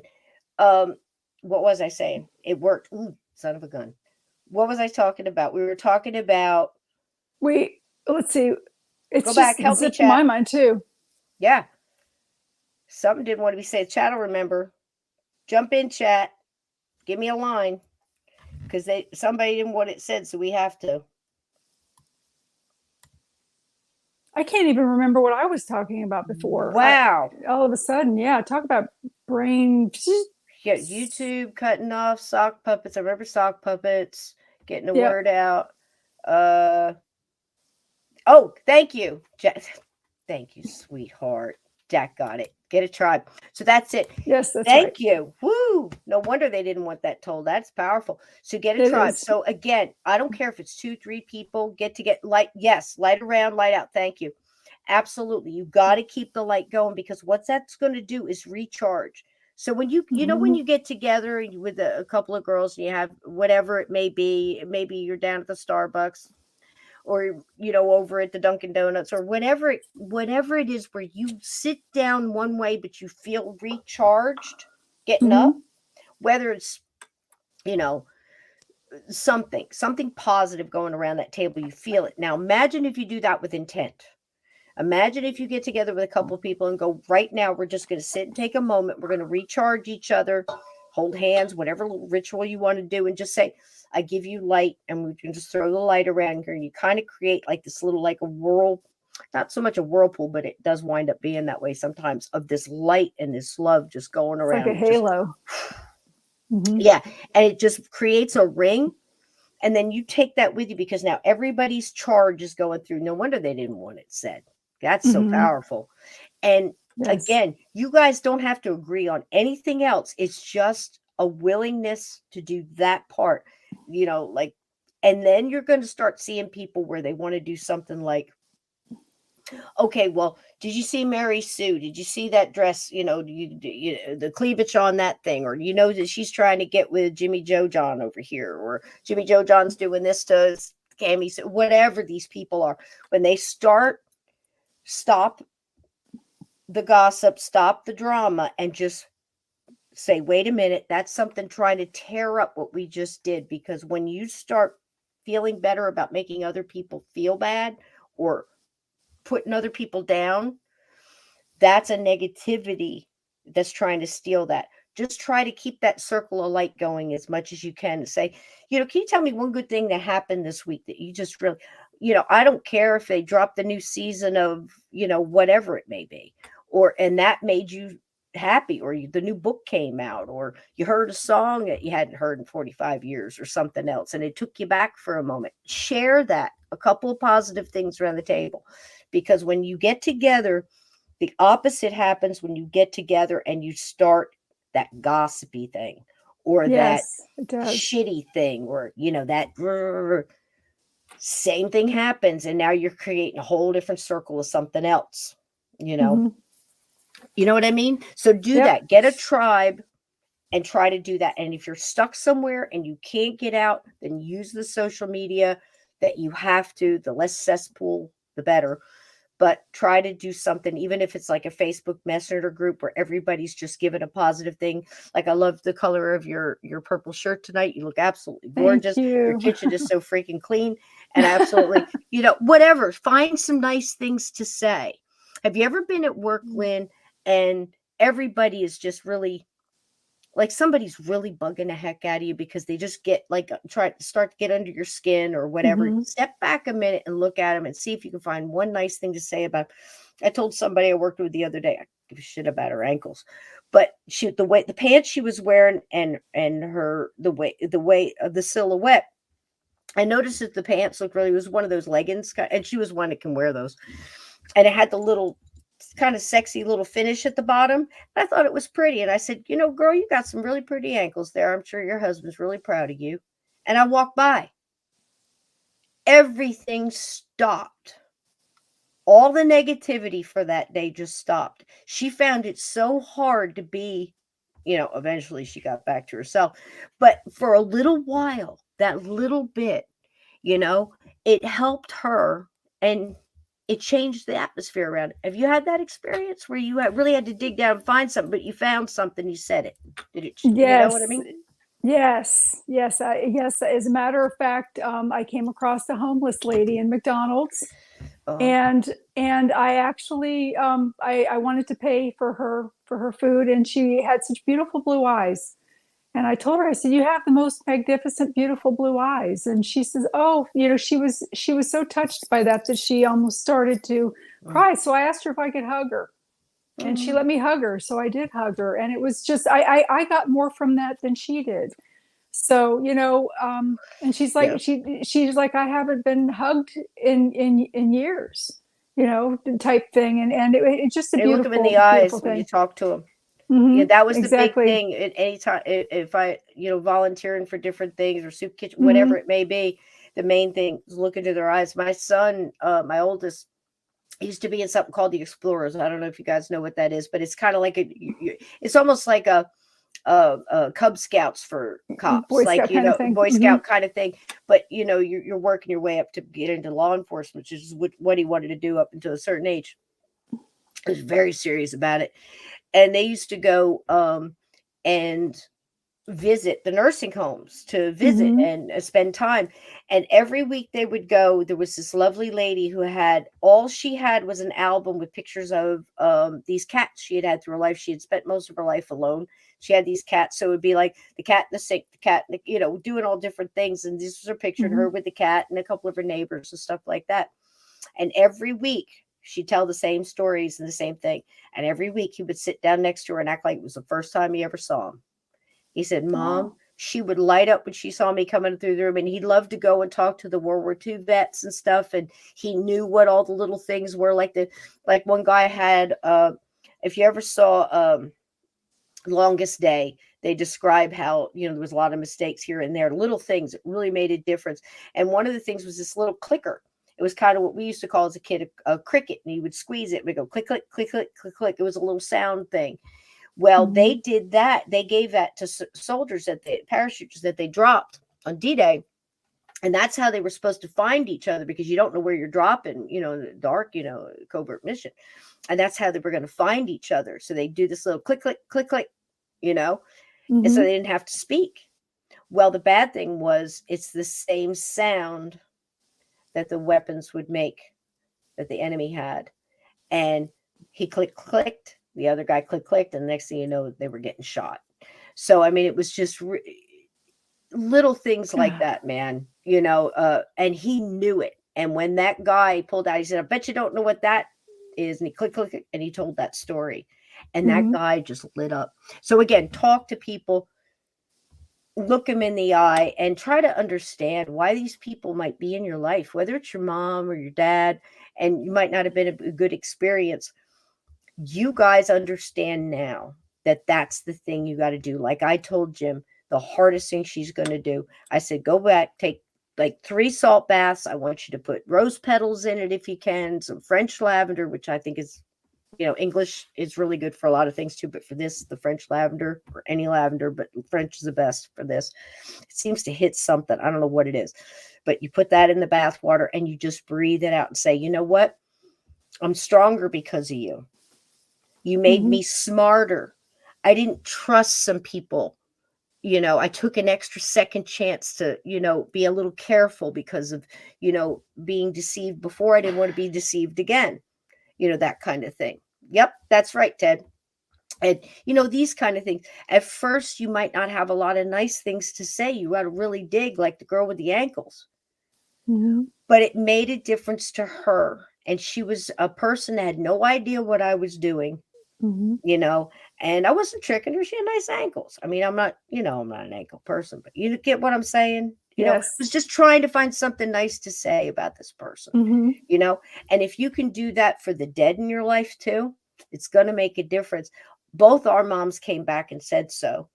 And they Yes. said that this is what's on the other side. So if we can get through this, if we can get through our hard days, like I had, if everybody's had a hard day this week, I'm sure find one, right?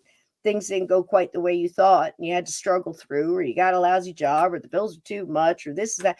Stop a minute and listen to that old thing. Just like we said, some of these things have a lot of good root in truth, right? Count your Mhm. blessings. Count your blessings. You have a roof over your head tonight? You have a full belly? Your kids have a full belly? You know? Mhm. I know a lot of us are going through strange things. We're missing our moms, we're missing our aunts. Maybe you're a mom and you're missing your kids. I'm going through that too. Yeah. I understand, you know. I understand. This isn't an easy place to be. It's It not. is certainly not an easy place to be a light bearer. But both our moms have come back and said, this isn't it. But how you leave here seems to make a difference. It does. you know and if you can leave, how did you say that, Lynn? If you can leave in love or focus on love, when you're Yes. passing. Of Yep. radiating it from your heart chakra. You just envision it with love, love, love, love, love, and you just envision it rippling out beyond your body. Even just that thought and that envisioning is enough to just kind of move things off Mm. that way. Something else too that Cisco had mentioned that I'd like to add to, in addition to, because I totally agree with what she has said, is when these people, like, they're gossiping the negative thing, but you also have to take responsibility for what you're putting into your brain. Because if you're watching something violent, or you're listening to something, you're looking at some material that is violent, that's registering in your brain as also a thought, and those thoughts project back outwards, whether you realize it or not. Hey, Blue, how you doing, sweetheart? Love you, baby. um I'm interested to know, Blue, what you think in the Velisca. I don't know if you want to look at something like that, but I'd love to get your knowledgeable eyes on that, and go in there and hit that community poll that I have on there about who you think might have done it. I think I'm not done talking to Dr. Epperly yet. I want to talk to him about a little bit about Donna and Kelly, but I'd love to see you on that, Mhm. and let us know tomorrow night. Steve and I are going to do a paranormal side of that.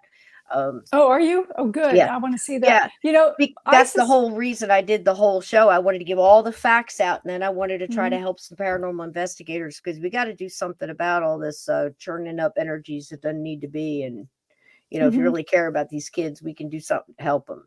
We've proven that. We proved it over in Gettysburg Orphanage and stuff. So, we're going to see if we can Oh. do some of that tonight. Yeah, you can watch a comedy, Sarah. Anything like that, man. Anything Mhm. to lift your vibration. But again, as far as moms tonight, and moms that reach through the veil, both of ours did. My grandmother, my Mhm. actually my great grandmother, more so than my the one in between, but I've heard from her. And one of the things on that was you talk about forgiveness. I never after they lost the little gray house and the highway had come through, and she went off. She had 5 kids, and I could never understand why she was alone. She lived in an apartment by herself for probably 14 years. She lived to be 98 years old. By herself, she lived up until the point she went in the hospital and she died 3 days later. I never understood how she could have 5 kids and that woman would be alone, you know? And I'm thinking, what did she ever do to, I can remember her walking through the woods to go get milk and things like that. This was in a city, it wasn't in like a rural area. And I had to get that answer. So when I was talking to somebody that had the ability to reach out and get this information, she came in very short, and this is what she said to me. I said, I don't understand why you're alone. I felt like if I could have been a little bit older. I actually, what had happened was I was living in this before I went in the army, so living in a small apartment in Ocean Grove, New Jersey. And when I found out she was in the hospital and I went to see her, I got to talk to her a little bit, and she was kind of in and out. And then I left and I went home and I came back the next day. Nobody had told me she died, so I went to see her. She wasn't in the room. That's how I find out. Oh, wow. And I was going to tell her that when she came out of that hospital, she could move in with me.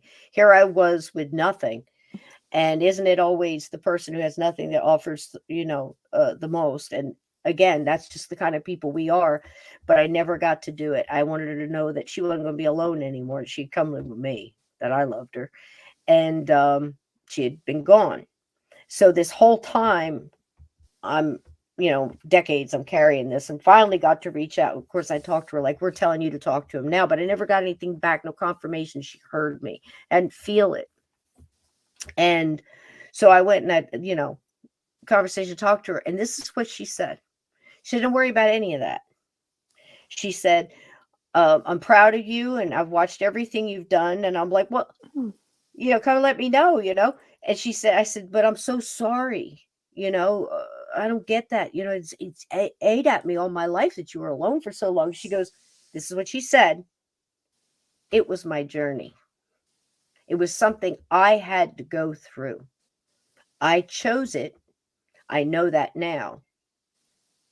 Don't worry about it. It's something I had to go through and I had to finish. And now I'm fine.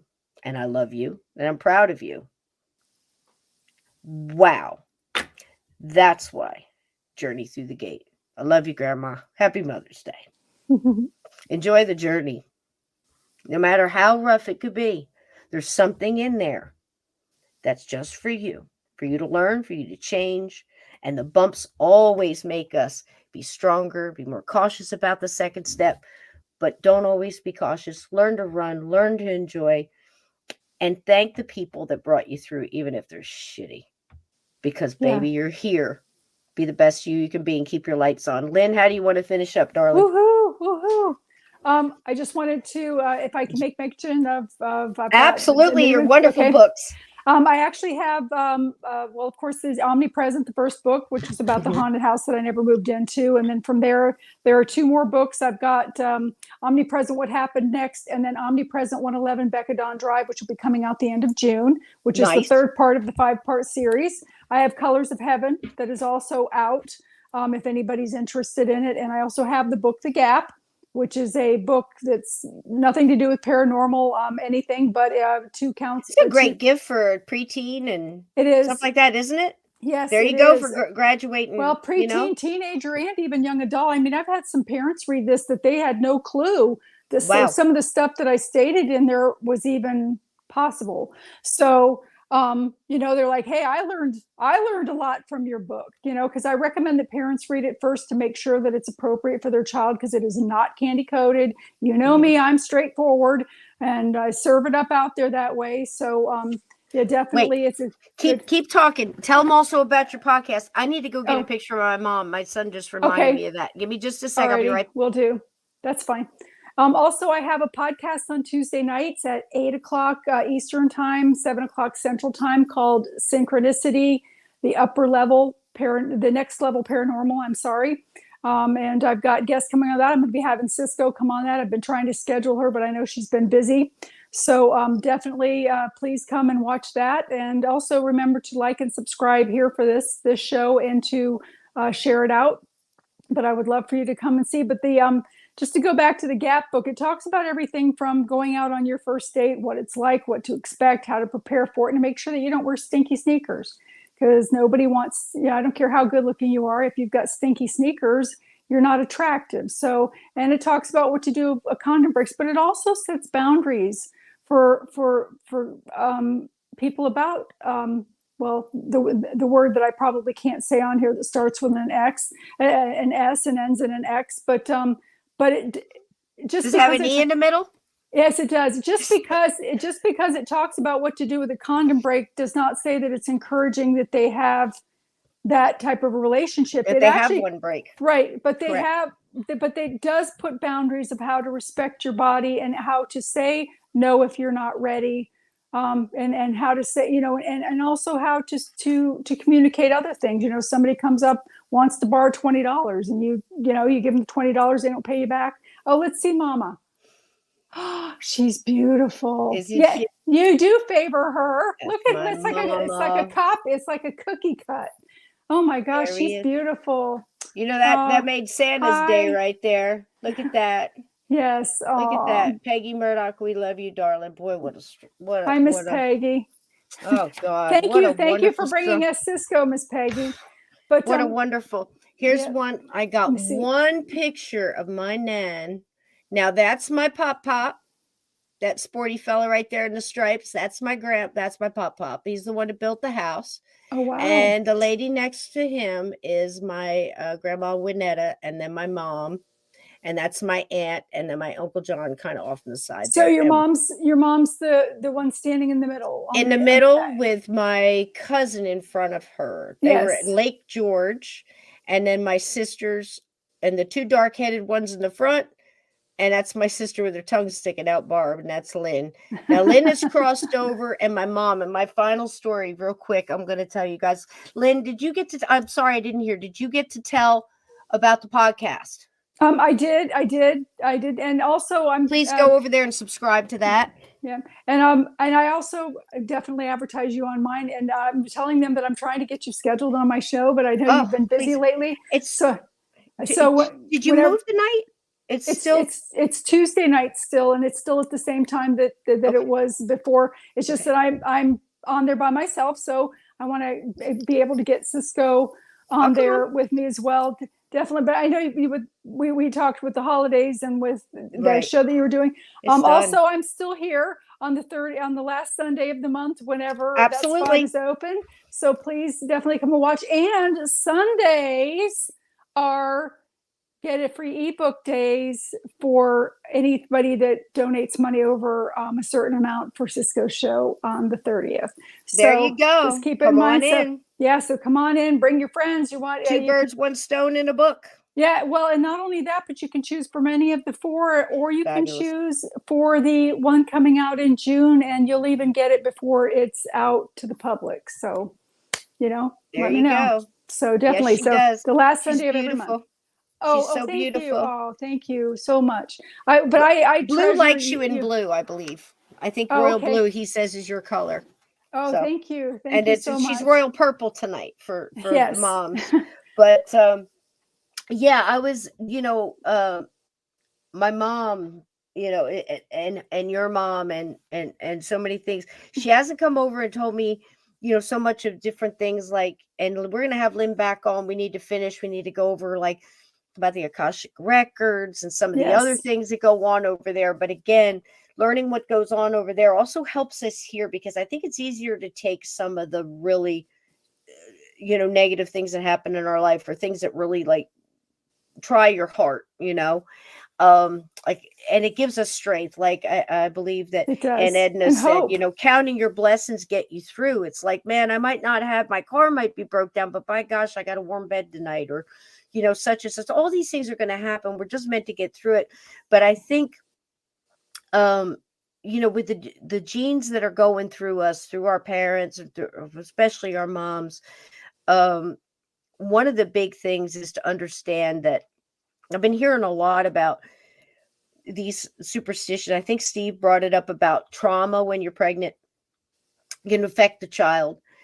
One of the big things that I went through is this anger thing, because I think I always thought I was angry, when my mom died, and that's as far back as I went. And then talking to my brothers and sisters, and he's showing me pictures I'd never seen before.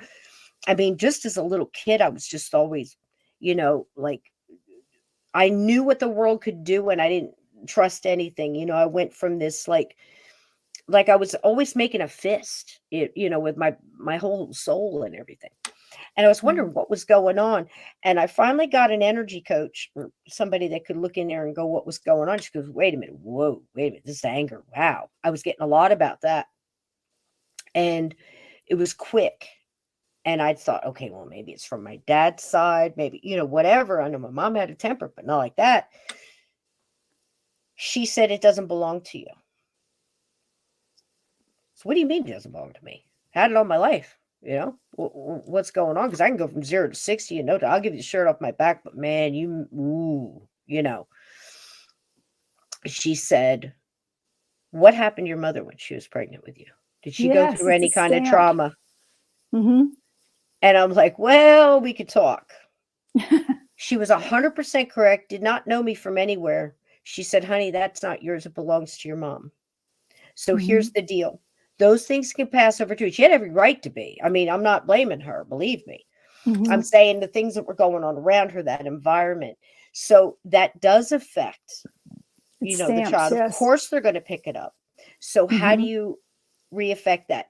Note it, understand it, and then control it, whatever it may be. Because again, just like when you're an empath, if you're collecting up everybody else's energy, you got to go back and find your base.